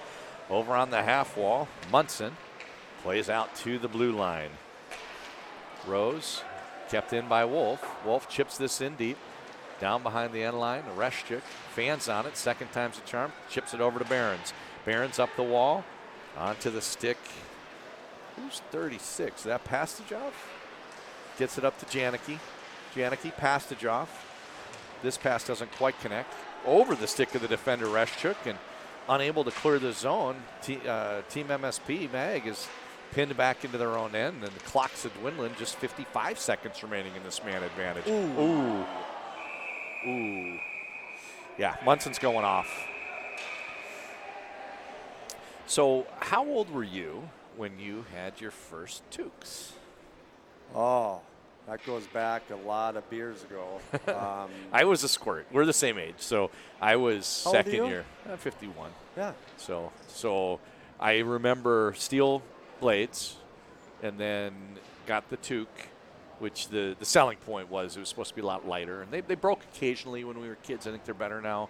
Oh, especially outdoors. Outdoors, when yeah. it was really we're, cold. We're from Minnesota. We skated outdoors. And then when I was a Bantam, I had a pair of outdoor skates. So, if you skated outdoors, you needed to get your skates sharpened a lot more often. So that goes up on the board as a major penalty. 5 minutes goes up on the board for that check from behind. Munson goes off. So I had a pair of Lang skates. Oh, but they awesome. had the steel blade, yes. and I didn't really know the difference. I had skated on Tukes for several years, and supposedly they were lighter, but I love my Langs. Strobel centering pass onto the stick. Oh, spin move and up. Water bottle goes juggling. Shorthanded goal. Noah Tussey. I don't care what you say about the score here. This has been an entertaining game. I love it. I'm even going to go so far as to say it's fun. I don't know that everybody's going to agree, but holy cow, 11 seconds. Oh, I'm wrong. It wasn't shorthanded. It was 4-4. There's still a penalty on Martin, so it's 4-4. But 11 seconds into the major, you see that major go on the board, and you wonder, like, you know what? The problem is if there's a goal, you don't get back to full strength. 11 seconds into the major penalty, they get a 4-on-4 goal. Oh. What a beautiful goal by Tussey. So one thing that, especially in youth hockey, that you'll see when you get a lopsided score like this is a lot of individual play starts happening where players, I want to get a little piece of the pie here. That's not what you're seeing here with the development team. They're continuing to make hockey plays, distribute the puck, and we just saw a really nice play where it was a 3-on-2 and they made a little back pass and it just didn't fire for them. Great huge save there by Weiss. So let me ask a question, Lance. You always ask questions. You've got you're here because you're the expert, right? You've played all the levels. Oh, beautiful goal by Lucius. He just tidies that one up cleanly. Not a lot of extra effort there. He got on a stick and buries it, tickles the twine. In my business, they call that a quick release. That is a quick release. He's a trigger man. He's unbelievable. I believe, and I haven't seen the game sheet for this one. I don't believe he has an assist this year. He passes a lot. We see it, but you know what? He buries so darn many goals. He gets it on a stick, and he's more than a goal a game for this team so far this season. A lot of people thought he was Swedish, but he's nothing but Finnish, brother. I love it. So, so I guess my question for you is, we saw the national team last year. They come here every year, and this is year 7, and the label is, these kids just don't make a lot of mistakes, and they make you pay if you make any. Well, we go to break 6-0. It's now 11-4. They gave up 4 goals in 13 minutes. So all of a sudden, those things that they're known for not doing, they're cracking a little bit. The puck's been turned over around the blue line. There's been, there's been the lazy pass that doesn't get through. And MSP for this period, now they're down, significantly, but they are scoring goals. So what do you attribute to? Is it just hard to keep the pedal to the gas the way Ryan San Luis said? Is there just kind of a natural let-up, or are there things that are being exploited because of, effort creating some chances for MSP Mag? I think a combination of all of what you just said. They are extremely talented. They're very polished, but both teams are going to, when this game is done, the coaches are going to have feedback for them. And just like you mentioned for the development program, they have made some mistakes that they'd like to get back, and they're going to address those so they don't happen on a consistent basis moving forward. One of the issues with the major in the second period, you mentioned it earlier, how you're defending the goal further from your bench. It can be just a sentence, if you will, into your own end. If you don't give up a goal, you can't get a line change a lot of times. And here a crossbar tipped into the crossbar. Here we've got a sequence. It's been down in their end for about 90 seconds. USA can get people off. They're standing in front of their own bench, but the guys in orange got to be getting tired deep into this shift. They can't get the puck out, and they also can't get off. We call that sucking canal water. That's where your legs are burning, you can't breathe, and you're just doing whatever you can to get through this shift. They're sucking canal water. Yeah. Yeah, I know exactly what you mean. It makes sense. It's just I'm kind of wondering, hey, it's just like sucking canal water. That's a big shot from a big boy on the point. Schmidt's got a rocket, but it sails just wide. Nonetheless, they've managed to keep the zone. Still got 100 seconds to go in that major penalty. Munson off for another minute 30. Luke circling. Golly, he's a great skater. No surprise there. There's some mention that Jack, There Quinn, you and go. Luke have a father. I think the first two were born when he was an assistant coach, maybe with the Orlando Solar Bears minor league team. Scoring chance. Oh, just wide. Their mom's a great hockey player. Who is that? The Hughes family. Oh, when you read the bio, it's the dad. The dad played hockey. The mom did too. Another reason, if you're looking for genetics or bloodlines or just kind of the culture of hockey, it isn't just dad. Mom's a hockey player too. Last time I read the bio, Tabakul, he's in a foot race. Tabakul wins it. Saginaw buries it. Tristan Tabakul. They call him the Flying Hawaiian. He buries a shotty. And it is 5 goals on the board this period. 5 goals for MSP Magazine. Posting in for the crazy Hawaiian, as you call him. I don't know what the heck. God, this is such a fun game. Tabakul. I love it. Oh. I love it. He was under pressure, used his body to separate and just get inside position, and he wasted no time. He just fired the shot, posting in. Goalie couldn't do anything about that shot. I'm looking at the scoreboard. I'm trying to process this. They have 2 shorthanded goals. They have another one on this major where it was a 4-on-4. They gave up one to Lucius on this 5-minute penalty. Is it 6 goals? Should it be 6? It's 11-5. I think both teams have 5 goals this period. Just think, remember when they were being kind to the Minneapolis St. Paul Magazine, didn't put up the 7th goal? Now it'd be a 2-goal game. Oh, crossbar and down. Gallagher, one-time snipe, crossbar and down, takes advantage of a goalie that had already dropped to his knees in that modern butterfly style. It's the 4th goal in the last 5 minutes, Lance. Holy cow. Holy cow, this is unbelievable. Could we get 25 goals scored here today? I've been trying to figure out. You get 6 goals in a period like we had for the first. It's kind of hard to extrapolate that and say you're going to get 18 for the game. We've had 11 goals this period, and we've still got 2 minutes to go. And here comes Jack entering the zone back, and he's got Boucher. Tries a little tickle and hits it into the goaltender's pads. Big save, Weiss. Breaking it out, headmanning the puck, nobody home. He was trying to get the player off the bench, but he had already come to our side and looking to try to trigger someone on a home run pass. 2 minutes to go in the period. So, Lance, I don't know how many goals we're going to have today. We should have a contest. Why don't you guess at the final goal total? We're at 17 right now. Yeah. Why don't we have Martin. They try to get it up to Reichels, and Martin steps in to steal this one away. Martin brings it circling back, forehand pass over to Boucher. Boucher rink wide to Martin. Little 2-man game, Sutton and Youngblood. They play this one out top. Snapper comes in off the stick of Strachey, gets knocked down. And nice play by Reichels, flashing his skill. The big man onto the stick of Rose. Rose back to Reichels. Forehand, backhand, penalty upcoming. He doesn't quite slide it past. Huge pad save by Seeley. Boy, he just went into disappear mode and got past 2 of the U.S. defenders, created a 2-on-1 rush. Wow. I think I had threatened, or maybe I promised, hey, after the game, I'm going to take the video file and I'm going to assemble highlights. Lance, why don't I just give people the whole file and say, it's wall-to-wall highlights. We've had 17 goals, and we haven't even finished the second period yet. And now it's an MSP power play. No editing required. None. Nada. You could, edit stuff, but you'd be taking out brief moments between all the excitement. Working Gretzky's office, 1 minute to go in the power play. Nice little stick move there to come out of it by Jorgensen.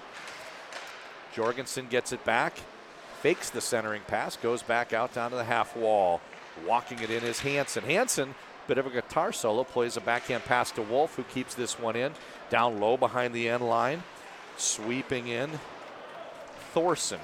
You can tell we're in Minnesota. I got Thorson, Jorgensen, Hansen, Munson. The only thing that's missing is 2 or 3 Johnsons. Yeah. It's not unusual to find a youth team in Minnesota with 2 or 3 Johnsons. It's real rare to find one with none. This one, a little golf shot there, doesn't quite connect, and chipped out now with 15 seconds to go. back into his own end. What was the score of the after one? 6-0. 6-0. Stretch pass just past Jorgensen. He's going to get to the end wall first. 3-2. Got very little time to do anything, and Schmidt takes a whack at it, and holy cow. Well, Lance, let's talk about this and look for our guest, and I hope you stick around. You're going to be part of our questions here for Scott Monahan when he pays us a visit? I don't know. I'll see. You don't know? All right. So give me some thoughts here. There's a lot to talk about, but it was 6-0 after 1, 12-5 after 2.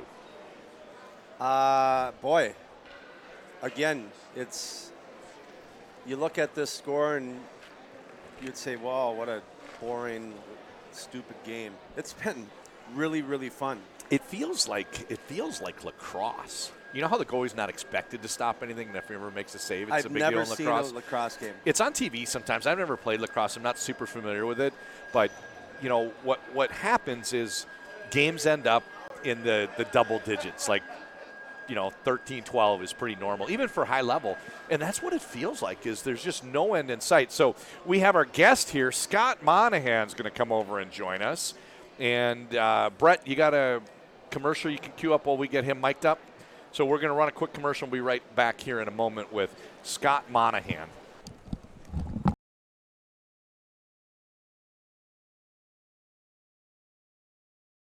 Let me ask you a question. Do you like hockey or do you love hockey? If you love hockey, why haven't we met yet? I'm Coach Lance from OnlineHockeyTraining.com, and I'm an off-ice stick handling and shooting specialist. I also heard people refer to me as an off-ice stick handling and shooting technician. How sweet is that? I also own the largest database of off-ice stick handling and shooting drills on the planet.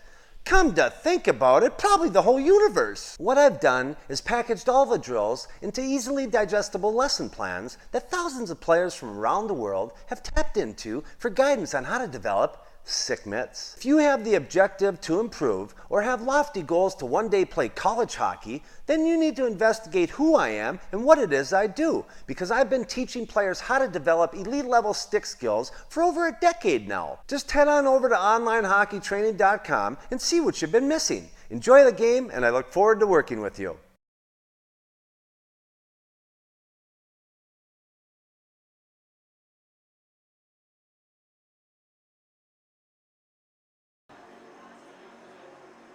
All right, John Conley here with Scott Monahan. So, Scott, thanks for joining us. And we were just talking about some of the things, you know, you've got familiarity, our color man analyst, Lance Pitlick. So I think that the two things I wanted to talk to you about, and then I'll ask Lance to chime in. Number one, why don't you talk a little bit about how the national program came into being? You're Senior Director of Operations, and you've been affiliated with it for a long time. And number two, this is the 7th year of a visit for the national team to face teams from the high school elite league, and maybe talk about those visits over the last 7 seasons. Sure. Jeff Jackson and Bob Mancini were the founders really of the program, along with Greg Cronin, who is at the University of Maine. It was 3 college coaches. When Jeff was hired by USA Hockey, he was given kind of a mandate, find a way to elevate the level of our top young players around the country. We knew we were developing players here in Minnesota. We knew we were developing them in Massachusetts or in Michigan, but we weren't in a lot of other places. And there was a lag, and as you guys know, there's all these different ways they're developed. There's midget hockey, there's high school, there's junior, there's prep out east. So we were trying to, he went on the theory of taking the best 22 in the 2 age groups you can impact the most, U17 and U18, put them together and put them in an environment where they're playing against older, stronger, more physically developed players, and force them to elevate their level, and then obviously trying to increase the amount of international play that we had. We really didn't have a lot of international events as a country back then. We had the World Juniors, the Olympics, the World Cup. Now the NTDP teams alone play 5 international events a year. So as a contrast, Lance played in the NHL. He grew up in Minnesota. Lance, when you were these ages, what was there? There wasn't, it predates the NTDP. What did you do? I'm just trying to give a, contrast. There was some spring leagues, summer leagues that ran, and then you do a camp. My question for you is, the process. There's a number of kids I coached for 17 years, just retired. There's a number of kids that I've been able to work with that have went through that process. And, you know, when you get there, I mean, it is the elite of the elite. And how do you separate and how do you make those final decisions? That really falls to our player personnel people, Kevin Ryder and Rod Braceful, and obviously the coaches. Because we were started by college guys, we're not really a pro operation in that there's a GM and scouts, and that's just it. That's how the players are picked. The coaches are involved in the process. We try to look at, you know, how do guys fit with certain coaching styles. As you know, some kids are more suited for maybe your style than someone else. Yep. And we don't pretend that the 22 that we take at the NTDP are going to all play in the NHL or all be the best 22 by the time they're 19 and 20. Guys will pass guys, right? That's the nature of sports. Guys develop later. Guys push themselves harder. Guys find a way to grow. So really the biggest challenge, I think, on the player personnel front is those last 5 or 6 spots on the roster. You know who Jack Hughes is. You know who Carl Caulfield is. It's finding those guys and finding the right guys that will thrive with the challenge, guys that will be able to adapt to moving away from home, that kind of thing. Yeah. How many games will this team play by the time they go home for next summer? They'll play about 60 by the end of the year. About 20 of those, I should say about 15 to 18 of those will be international. They'll play 3 events, primarily against Canada, Russia, Finland, Sweden, Czech, kind of the big 5. So they get to measure themselves 3 different times during the year against the best in the world at their age level. And I laugh now because I remember, you know, I was looking at the wall over there. I remember being in a rink in Russia in 2000 in February, and this kid came in and he had a shaded visor, and he was an underage. He was playing for Russia, and his name was Ovechkin. And he proceeded to put like 15 points up in a 3-game tournament. Wow. And we said, you know, that's what's kind of cool about being in developmental hockey, period, right? Seeing those guys and watching them elevate their games and their lives. So, I'm sorry, real quick. You see this in a lot of the rinks now. For you, those at home, they got a nice off-ice area where they can shoot pucks. They can do some different strength training and quickness and stuff. How prevalent in your travels over in Europe do you see stuff like that? They've always actually been way ahead of us with this end of it. Most hockey club programs over there, Sweden, Finland, Russia, those big countries, it's a sports school all the way up. They're going to school, they're training off ice, they're training on ice. They've always had a huge emphasis in off-ice training, as you've probably learned through your career. What I love to see is in the 7 or 8 years of coming here, that area over there has grown big time into what it is. Yeah. And we're seeing more of that around the United States. Yeah. So, Scott, Lance asked about international competition. There's 15 to 18 games. The bulk of the schedule is made up. They'll play in the United States Hockey League, junior hockey teams. But there's these couple games every fall where they come to Minnesota. This is the 7th year. So kind of walk us through how it was decided to add a trip to the Upper Midwest High School Elite League and what these games represent, because it's a little different flavor of competition, if you will. Yeah, and with our U17s, we've always looked at the schedule as a little bit of let's find some different things, because the 18 schedule is heavy on college games and then junior.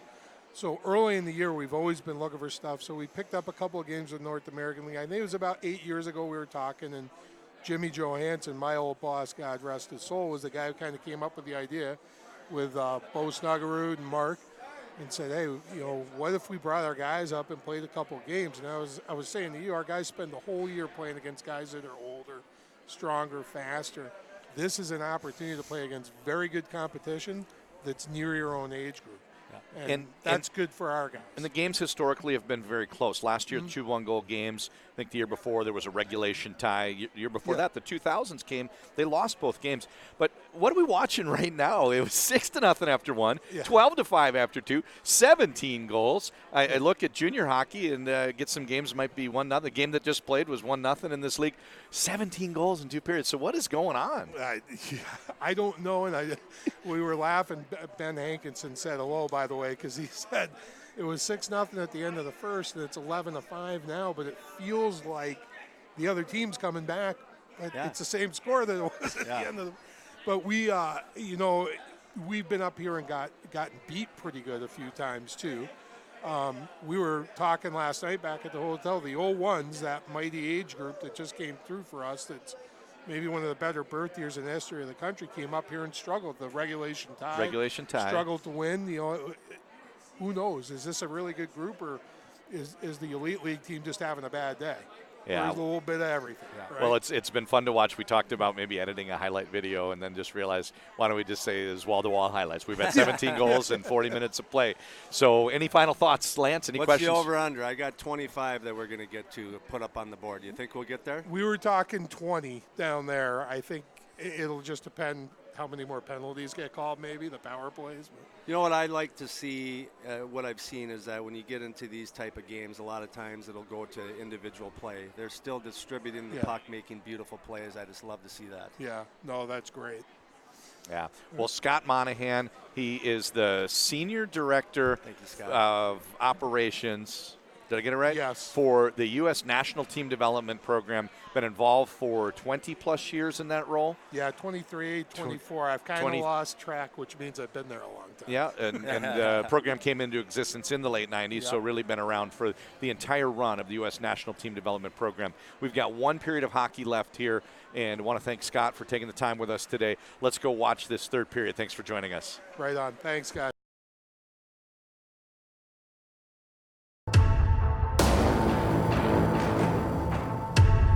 The out early, the right now, the up late. It's not about wins or trophies or stats. It's about work. The HBR2 is your never quit stick. On the rink and off the ice, be hungry. Stay powerful. Show them what relentless is. Hungry, powerful, relentless.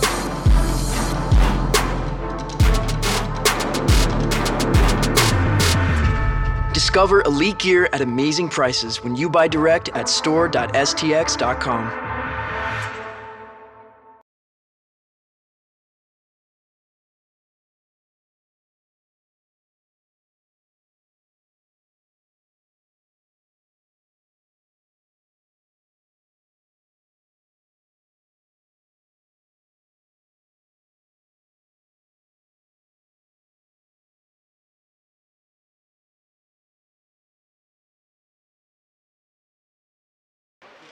Things that's neat, we talk a little, there's some downtime, you get a little chatter, hey, who's in the building? A guy says, I talked to this NHL agent, I talked to this scout, I talked to this coach, I talked to this ex-player. Just had a lady walk by. I said, I know you recognize you. And it's the Flying Hawaiian's mom. She's already got a screenshot or maybe a video file that was sent of her son's goal. One of the many. We've had 17 goals scored so far. And it's nice. She was saying that people are watching back home and having a chance to catch this game. So you have been entertained by the players on the ice. If you like a pitcher's duel, we cannot promise that we're going to get that. Janicki buries this one into the back of the net. Good zone entry, triangulation. Puck moves quickly. Goaltender Weiss couldn't adjust. And nice triangulation, kind of a classic style. Old-style zone entry with Triggerman in the slot. Janicki buries this one, and it is now 13-5. Modern style, a lot of center lane rush trying to get pucks to net and not worrying about sending someone up in the high slot. That's more of a classic-style zone entry there, and it is another goal for Team USA. Right after the penalty had expired, they had a few seconds left to kill as we entered the third period. Tussie chips this one up to Crone. Crone takes it down to the end line. Behrens works this one behind the goal line and onto the stick of Janicki. Janicki plays this one to Behrens. Crone, his check doesn't quite connect and lofted out up ahead. San Luis tries to get this one. It goes the length of the ice. Icing is your call. So I want to thank a lot of people for making this happen. We have a long list of people. Scott Steffen is a facilities guy with the city of New Hope. He did a great job. The rink is looking great. The boards are spotless. He buffed out all the puck marks. The glass is spotless. Credit Scott Steffen. Rich Johnson from the city of New Hope. He was one partnering with us. We look to improve upon our internet connectivity, and he's been a big part of helping us get to almost solve the riddle of how to stream games live out of this building, thanks to Rich. I want to thank Mark Mackesy, Upper Midwest High School Elite League board member, my color commentator last year. Lance Pitlick stepping in this year, his company, Online Hockey Training, our gracious sponsor, making these games available to you, free to watch. I want to thank Bob Fallon, who's been a tireless advocate for the Elite League passage off slot area. Denied that shooting lane and saw that closing up. Chose to carry it a little bit longer and make a pass. Bob Fallon, tireless advocate, trying to find ways that we can do more to promote the league. And got the folks at Hubbard Interactive, Jake George, got Nick Wasika, did some great graphics. My producer, he's been great, Brett Johnson. And Lance, you're back. You missed the goal. And I was just taking a moment here to thank a long list of people for making this one available to everybody, including our sponsor, Online Hockey Training. And we've seen a lot of the things that are taught by Online Hockey Training lead to a lot of these scoring chances. It's got to be fun for you to watch as the Galaxy's foremost authority on stick handling and shooting skills. Yes, sir. There's been a display of skill today, both in ability to handle the puck while under heavy pressure, and we've had some incredible shots. Also toss in Bo Snuggerud and Mike Steinhauser from the Elite League. Guys have been great supporters of what we're trying to do, getting these games up, and hopefully more in the future. So if I've forgotten anybody, and by the way, MVP card here to Brett. I mentioned Brett once, but I'll mention him twice. Brett's been just a rock star with being our producer here, getting everything set up and getting these games available. So if I've forgotten anybody in that long list of people that I'm thanking, it's just an oversight on my part. Not every day you see this. I mentioned that he looks kind of like Kane or The Undertaker, how big he is out there compared to everybody else. The player that's going off that's a little bit wobbled here is Schmidt. All 6'5" of him kind of got crumpled, and now he goes off. He's got a nurse, looks like a sore back. Lance, I'm going to watch to see if he returns to the game. Never like seeing anybody that's getting hurt. No, he went in awkwardly into the boards. I don't think it's too serious, maybe just a little stinger. Rink-wide pass, Munson gets there first, trying to shed the defender, but a nice forecheck here from Dylan Duke. Team USA with a great scoring chance down low. A couple whacks at it. Boucher and Duke into the back of the net. I don't know who gets credit for it, but I saw Boucher and Duke taking some swats at that loose puck, and that one goes into the back of the net. Big initial save, but nobody could quite get their mitts on it to clear that puck out to the sidewall. No, this third period has started out a little slow. You're not feeling the same energy that you did in the second period, but we'll see what happens here as we progress. It's been a crazy one, that is for sure. Dulac overskates the puck and picked up by Boucher. Boucher challenges the defender, takes it at Peters, loses the puck in the process, broken out to the neutral zone on retreat. Got an upcoming penalty here. Maybe penalty, or was it a high stick? Penalty? I didn't see it. Boucher goes off, and it is a power play opportunity here for Minneapolis St. Paul Magazine. We got a boarding, I think. Boarding call behind the play. Yeah, they definitely don't have the youth rule book because the check from behind didn't result in a game misconduct, and a boarding call here is just 2 minutes, no tack on 10 minutes. So I'm going to go, my guess would be the junior hockey rule book, and that makes sense with Team USA playing the rest of their schedule in the United States Hockey League. I'm guessing that's what's the agreed upon rule book. I don't think they would use the college rule book, although those playing rules are very similar. Dulac dumps it in, played behind the net by goaltender Seeley. Great opportunity for Seeley. I mentioned earlier, a borrowed player getting a chance to put on that Team USA jersey, and let's hope for his sake it's not the last time. He's played very well in the first and looking to close out with a good third period. I'm sure he'd like a couple of those back from second period. Not many times ago he's going to give up that many goals in one period. They just have great back pressure, the development team. They skate hard. I had a chance to see, I guess, what I would call maybe a parallel team. It was the 2000s. USA Hockey can't fit, we talked to Scott between periods, they can't fit every great player into the national team. And, they could field, a lot of teams. So for kids that don't play in the residency program, there's a summer event where 16-year-olds go play called the Five Nations, and they play, and it wasn't a super strong group. They play Germany, Slovakia, maybe the Czech Republic, and Switzerland. And they happened to be in Dallas when I still lived in Dallas, so I went and watched, and that was another team of 2000s that weren't in the residency program that got to play for Team USA, represent the United States. And it's kind of interesting. Scott mentioned it. We don't get every player, and there will be players that aren't on the ice today that end up going further with their careers, and maybe even a year from now being higher level NHL draft picks. You can't get everyone through just a 22-man roster. I wanted to ask him, but obviously you're under time constraints. When he said that it's really easy to identify the top guys, the Hugheses and Cole Caulfields and stuff like that. I wonder how much those final spots that they're taking, are they going to get a player that complements one of them really top guys? Oh, that's you're talking about maybe staffing for what actually comprises a great team rather than sheer individual talent. Yes, you might take a kid that maybe isn't as talented, but he just has a chemistry with someone. It's interesting, and I know a family, the player went through the tryout process. They have a tryout at, I don't know, March-ish maybe, where it used to be called Final 40 because they'd invite 40 skaters, and I think now it's 50-some skaters to whittle down to what you see on the ice today.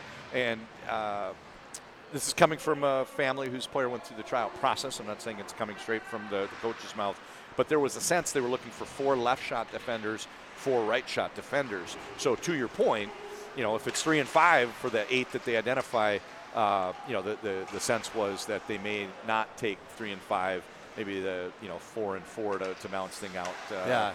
And you can probably explain this better than I can, but a lot of times when you get to a power play situation, the defense will flip, so the shots are coming from center ice, and some of the things strategically that you'd like to do might be easier if you had some complementary players. Well, and I think the coaches, a lot has to do with what kind of style they're going to play, and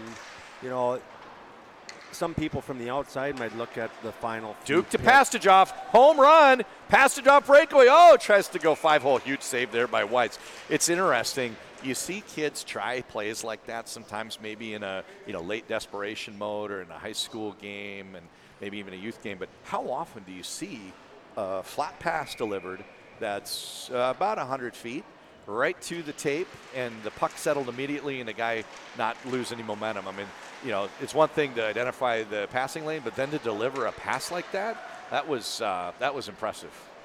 So do you know what the biggest difference between like college hockey, minor pro, and the NHL is? How many zeros on your paycheck? No, well, that's a nice, I like that one. No, but when I made the shift, I'm a defenseman. I see a guy have the puck in the neutral zone. I look at his option and I say, you can't make that pass. And all of a sudden he makes that pass. Yeah. And that's the difference. It's just the consistency of execution, and what do you think is impossible is every day. Schmidt dumps this one down to the end line. Oh, big high hit there. It looked like a flying elbow came in, but no call. Play continues. No, he came in under control. I give it. That was a good hit. Right to the grill. Hughes is on retreat. Luke Strobel in pursuit. Fights a board battle, wins the puck. Strobel plays the puck out to the blue line where it's kept in by Munson. Munson with a shot. This one bounces down into the deep corner, and streaking in is Campbell. Centering pass doesn't quite connect. And, I'm real glad to see Roman Schmidt back out there. He just went off. It's just 2-3 minutes ago. He'd been dinged up a little bit, but he came right back out for his next scheduled shift, and that's good to see. This is Jack.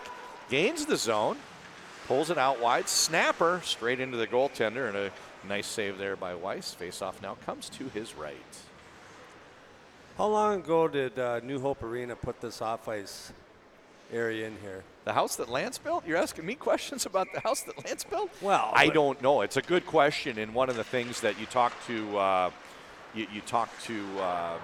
Scott about between periods. We've got very generous shooting station, and then there's also a little bit of a fitness area for some dry land, exercise-related activities. But I don't know how long that's been there, Lance. I found that interesting, Mr. Monahan saying that when I asked about if he saw in his travels overseas to Finland and all that, do they see similar things? And for him to say that, we've been behind in the off-ice area, but I think we're catching up. There's a lot more people now that are identifying that you don't have to go to a hockey rink or you don't have to go to a training facility to get better at hockey, specifically stick skills, stick handling, shooting. I made a comment yesterday when I was a kid. I shot a plastic puck over and over and over again in my basement, and I had some room, and had I configured it a little differently, I could have been maybe more targeted in my training, working on actual stick handling skills. And Sunday message could have don't forget the backhand. I was a mildly skilled player, but probably with the right focus and training, instead of just mindly shooting a puck over and over again, probably was capable of being more than a mildly skilled player. And that's the type of thing where I think kids have real good opportunities today. And then your separators, there's always going to be your genetic potential. And you read more books about that than I do. We talked about Talent Code and Grit and some of the other books you've recently been sharing ideas from. But, the other thing is just who's going to put in the time and actually do the work. And some of that work isn't fun. Some of the stuff. You talked about an off-ice partner of yours where you did a lot of fitness training. You guys did it because you liked being good at hockey, and it wouldn't let you like actually doing the things that it took to stay good at hockey and play in the NHL like you did. Yeah, Barron's clap bomber, big save. I'm finishing a video right now that we're going to be posting on YouTube and Facebook here in the next day or so. And it's about a book called The Talent Code. A guy named Daniel Coyle wrote this, and he was interested to find out more on talent. Are we born with it, or can it be grown? And he visited, I believe, 9 what he calls talent hotbeds around the world. Baseball down in the Caribbean, a music place in upstate New York, art studio or academy. Reichels. Here we go.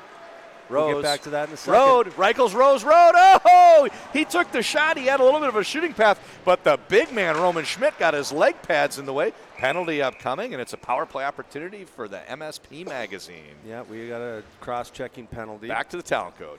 So, but anyway, so he wanted to find out, can talent be grown? So he visited these talent hotbeds, and the one thing that has to happen is you have to have an ignition, is what he calls it. And that's where you see something, like you're watching an NHL game, you see someone do something spectacular, and all of a sudden you say, I want to be like that guy, and you start chasing that. He also talks about if you don't have that passion, that you need to have that in order to sustain the motivation to keep putting in the work. Going to the rink every day, shooting the pucks off ice, working on your strength training. And then he also talks about deep practice. And this is a lot of times he gives a bunch of strategies on how these different talent hotbeds, how they teach. And a lot of it they do like chunking skills together. We got a little, that was a good back check there. Ooh, real good play there. But it's a third man. They had one player mark the puck carrier, one player mark the follower, but a third trailer came in, and there was nobody left to mark him, despite being on a 5-on-4 power play. They just come in waves. So this deep practice, so they give you a bunch of strategies, and I go over that. And then the other is, once you have that passion, you're regardless of what it is, you're searching, you have an appetite to learn. You see people do things, and you're compelled to go try to learn it yourself. So I call it mega learning. But you have to get yourself in front of what they call master coaches that this is all they think about, that's all they do. Interesting, I told you I retired from coaching teams and being on the ice. I just, after 17 years, just didn't enjoy it. And I always would do an hour a week in the summers with my boys and a few of their buddies, just working on skill stuff. And I just hated it. And my older boy, Rem, he's like, Dad, come on, you got to do it. And I just said, I'm not that guy anymore. You need to find a guy that's all he's thinking about is drills and how to make you better. I don't think like that anymore on ice. I do off ice, but not on ice. It's interesting to watch these shifts. It just is over and over again.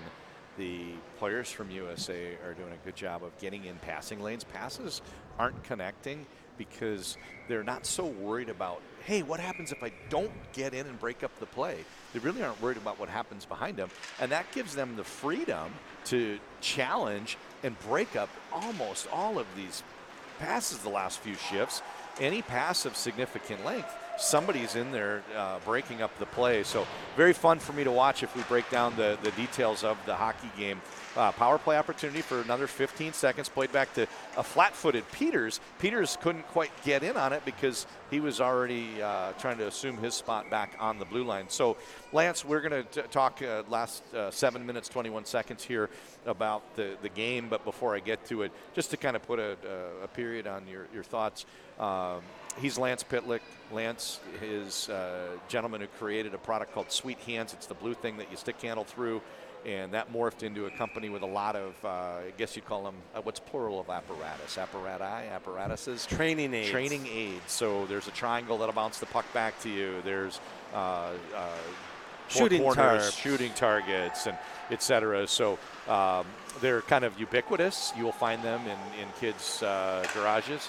Great scoring chance there from Duke. How's he deliver that pass to a marked man who can get a shot off point blank? Good save there by Weiss. But you've got a line of products that has been I did have a line of standard products for 10 years, and you've recently sold that business. Sniper's Edge Hockey. Sniper's Edge, great stuff. Distribution, I think a couple years ago, expanded using leveraging CCM.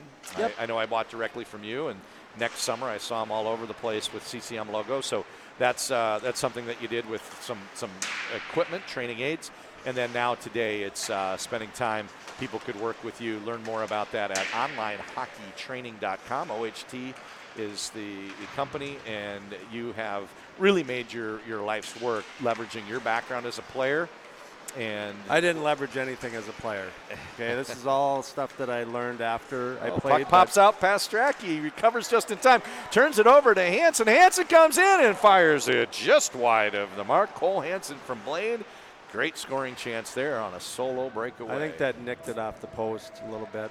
But what I do now, I do private lessons, like you mentioned, with players, primarily locally. I do get the occasional one flying in for a weekend for a lesson, but any player that's interested to improve their hands can do so by learning more at onlinehockeytraining.com. I have the world's largest database of off-ice stick handling and shooting drills that exceeds over 1,000 right now, and I'm continuing to build that as new ideas pop into my head.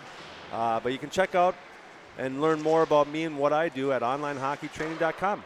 And not only a player, you know, we talked about your playing background, but you've had a chance to train a lot of kids, just choosing the ones under your own roof. You've got son with Nashville. Where's he's in the Nashville system. Nashville. A Yep. Nephew with he's with Philadelphia now. And then your youngest just drafted. And which NHL team took Rhett? Montreal in the 5th round, and he's playing in the USHL. Schmidt to Lucius. That makes it 15-5. Yeah, 20. So There's your over-under, right? We're I had 25. 25. Okay, yeah, we're at I had 20. 25. 5 minutes to go. Yeah. So that's the Pitlick family with Rem, Rhett, and nephew Tyler, all generation behind you.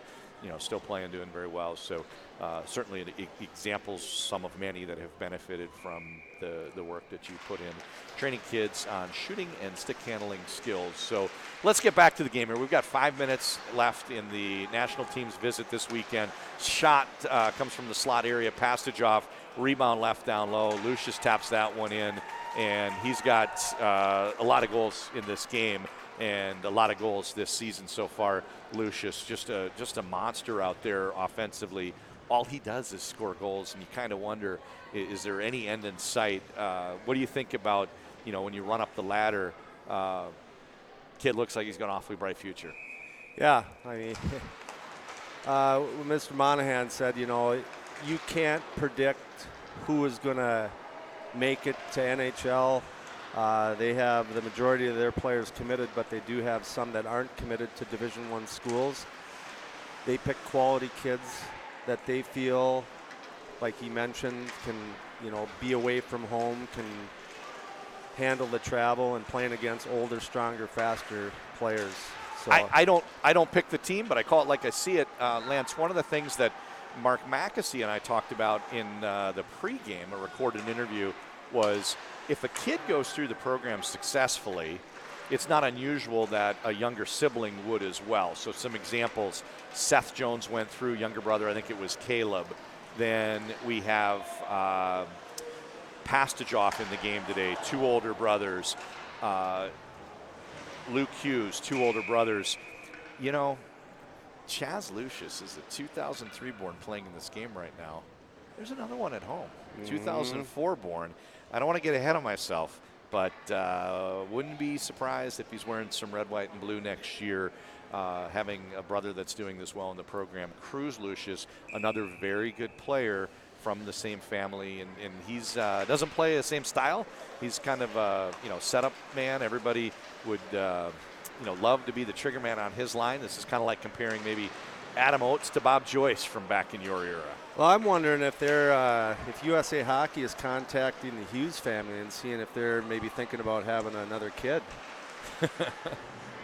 Yeah, they're doing something. They're doing something right. These great hockey players. Never met them, but I'm sure they're great kids as well. So 3 minutes 36 seconds left. What's interesting is that flurry of 5 goals in a period by MSP. They've yet to have a goal this period. Yeah. Kind of surprised because it looked like they'd kind of solved the riddle. Crone, he's leading scorer in the high school elite league. Takes a shot. This whistles wide. Tussey on the forecheck. Luke plays this one up ahead. Murr tries to keep it in at the blue line, but it gets behind him. Out to the neutral zone is Devine. Devine dipsying and dangling and runs into Tussey. Tussey chips it, working against Luke. Luke on retreat. Takes it behind the goal and plays D-to-D over to Martin.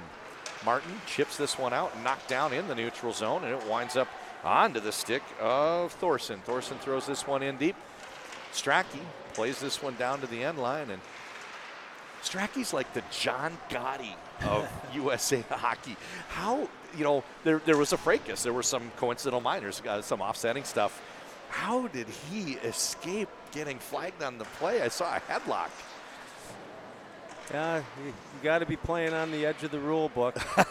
Great, I guess. Great kid, great player. I've enjoyed seeing him play. It's been 3 years since I've seen Ethan Strachey, and enters the zone just slightly offside. Strachey brought it in, and one of the players, Savage, had not tagged up yet. Hughes enters the zone. Saginaw stays on side. Jack Hughes, centering pass, tries to get it down low to Saginaw, streaking into that slot area. Doesn't quite connect. Here comes Hansen out to the neutral zone. Head of steam, bringing it up right side is Bassan. Bassan gets around, tries a little shovel shot up over the goaltender. The goaltender made the save, and it took a funny little bouncer off the defender, Lance. Yeah, I thought that was going to bounce in. Duke over to Saginaw. This pass off the skate boot of Hansen. Stretch pass up ahead. Hansen has it. Get around the defender. Hansen with a scoring chance and shovels it into the torso of the goaltender. Oh, that was a weird little slither play. It got behind the defender, and Hansen got around him with the puck coming in on a semi-breakaway. Oh, backhand toe drag. What do you think of that move? It's a goal is what I think. Another one. Backhand toe drag. That was a nice little backhand toe dragger. And to see that, displayed at this level, I mean, when you see NHL guys doing it, I mean, there is a lot of reps to get it to be proficient. Hey, you know what I did about 6-7 years ago? Taught myself how to stick handle and shoot opposite hand. I've seen video evidence. Why did I do that? Because I wanted to see how long it would take for the awkwardness to go away for a kid just starting out. So I trained about 3 days a week. Trained about 3 days a week for about a half an hour, and about month 3 is when the awkwardness went away. And I loved the experiment so much that I ended up having a couple opposite hand drills in each lesson plan that kids can experiment with. That's pretty cool stuff. So 2008, by the way, you're looking for an answer for when was the dry land and off-ice individual skills. Okay. 2008, want to give a shout out to one of our viewers for sharing that with us. 2008, put in by the board members, by the Armstrong Cooper. Well, I think it was the association, Armstrong Cooper. Maybe I'm not following. But yeah, you're right. I think it's Armstrong Cooper Youth Hockey Association, absolutely. Yeah, Murr enters the zone. Nice short pass to Tabacool. Tabacool! Big save by goaltender Josh Seeley. Seeley's had a real good period here. Seeley had a good first, and good for him. Josh Seeley getting the nod. Not sure where he's playing. I know last week when they borrowed a goalie, if I understood it correctly, it was one of the many goalies in the Chaska High School system. I don't even know if he got much varsity time last year, and then he finds himself suiting up for the national team. Had a real good showing for them. Hansen, yeah. He got to play against, I can't keep them straight. I think Amarillo. They played 2 junior teams from the North American League, and I'm told Hansen was on a team with the North American League for a while and may end up playing midget hockey. There just aren't that many spots for skaters, even fewer for goaltenders. We're going to count it down here, Lance. 5, 4, 3, 2. That's going to do it, folks, from New Hope Ice Arena. 17-5 is your final. It looks like a lacrosse score, like I said. Kind of a crazy one. That is that's a record win for the national team. Games have historically been very close. Yesterday was no exception, 5-2 final. 2016, it was 2 losses for the national team. 2017, there was a regulation tie. They won in overtime. 2018, there were 2 one-goal games. This one was a different story, kind of a squirrely one, but we saw some great skill on display from both teams. Some beautiful goals in the second period from the MSP Magazine boys, and had a lot of real good skill plays from national team. And we also had some sticky moments here, but look, they're all friends shaking hands, and now they give each other a hug, kumbaya, and go their separate ways. So why don't you give us some final thoughts for what we saw today, and then we'll pop in one final commercial from one of our sponsors. And anyway, any final thoughts for us, Lance Pitlick? Yep. Anytime you play a hockey game, what does it do? It provides you feedback. And these kids are still young enough where they're developing and learning.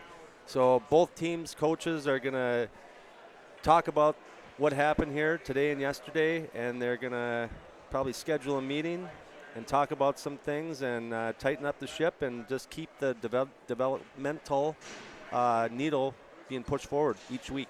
I think it's interesting when you look at any sport, people kind of want to know what's out there, and you get some players that have stories. So there's an instructor kind of like you for the short game in hockey named Dave Pels, and he had played college golf, and he said, I have no chance to play professionally because he couldn't beat one guy. Well, that guy was Jack Nicklaus, and he kind of wondered later, nobody beat that guy. He was the best there was. So another story out of the golf world is a guy was on a driving range, didn't recognize the guy next to him. He was rookie on tour. He's like, I have no chance. This guy I've never seen before.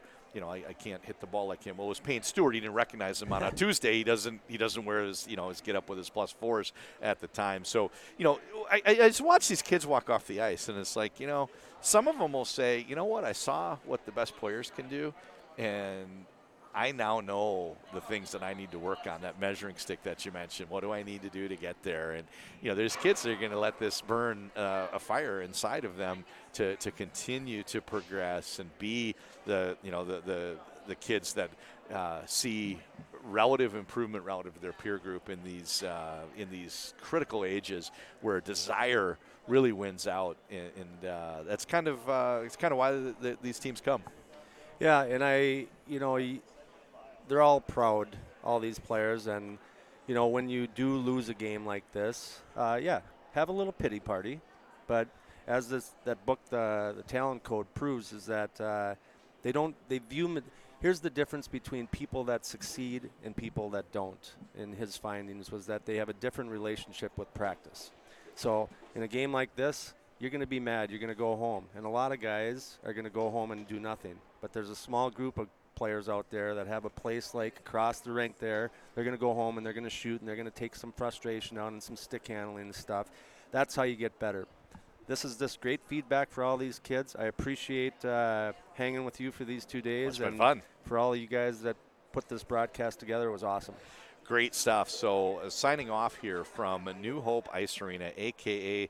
the house that Lance built, the childhood home of Cooper hockey, plaque on the wall for Lance Pitlick, who's in their Hall of Fame, so to speak. It's been fun. It's been fun working these games with you, and the Elite League never disappoints. These games are great. They play Saturday mornings, Saturday nights, Sunday mornings, couple games, Wednesday down in Faribault, Tuesday night you get a couple games here, and these games just never disappoint. You never know what you're going to have. And yeah, we had a 5-2 game yesterday. It was kind of fun to watch, and today we had like a 3-ring circus on the ice. We had everything, and we've just got wall-to-wall highlights when we go back and watch this game. So it's a win for MSP Magazine, or excuse me, for the national team over MSP Magazine, and can't wait to see future NTDP visits. They should be hopefully back next year. Thank to them for coming up here. It was great to see them, and then thank you for all of our guests that came out. And if you net out, I think it was a good showing for Minnesota hockey in general, because yesterday, the first period, 3 goals, scored for the national team by 3 Minnesotans. Janicki had some goals today. Did Lucius have 5? What was the tally? I mean, it's always quiet when he plays. I've announced his games before, and if you watch and say, well, he doesn't do that much because he's not all over the ice. But who else converts every time they've got the puck inside the blue line? Ting, ting, ting. It's like a shooting gallery.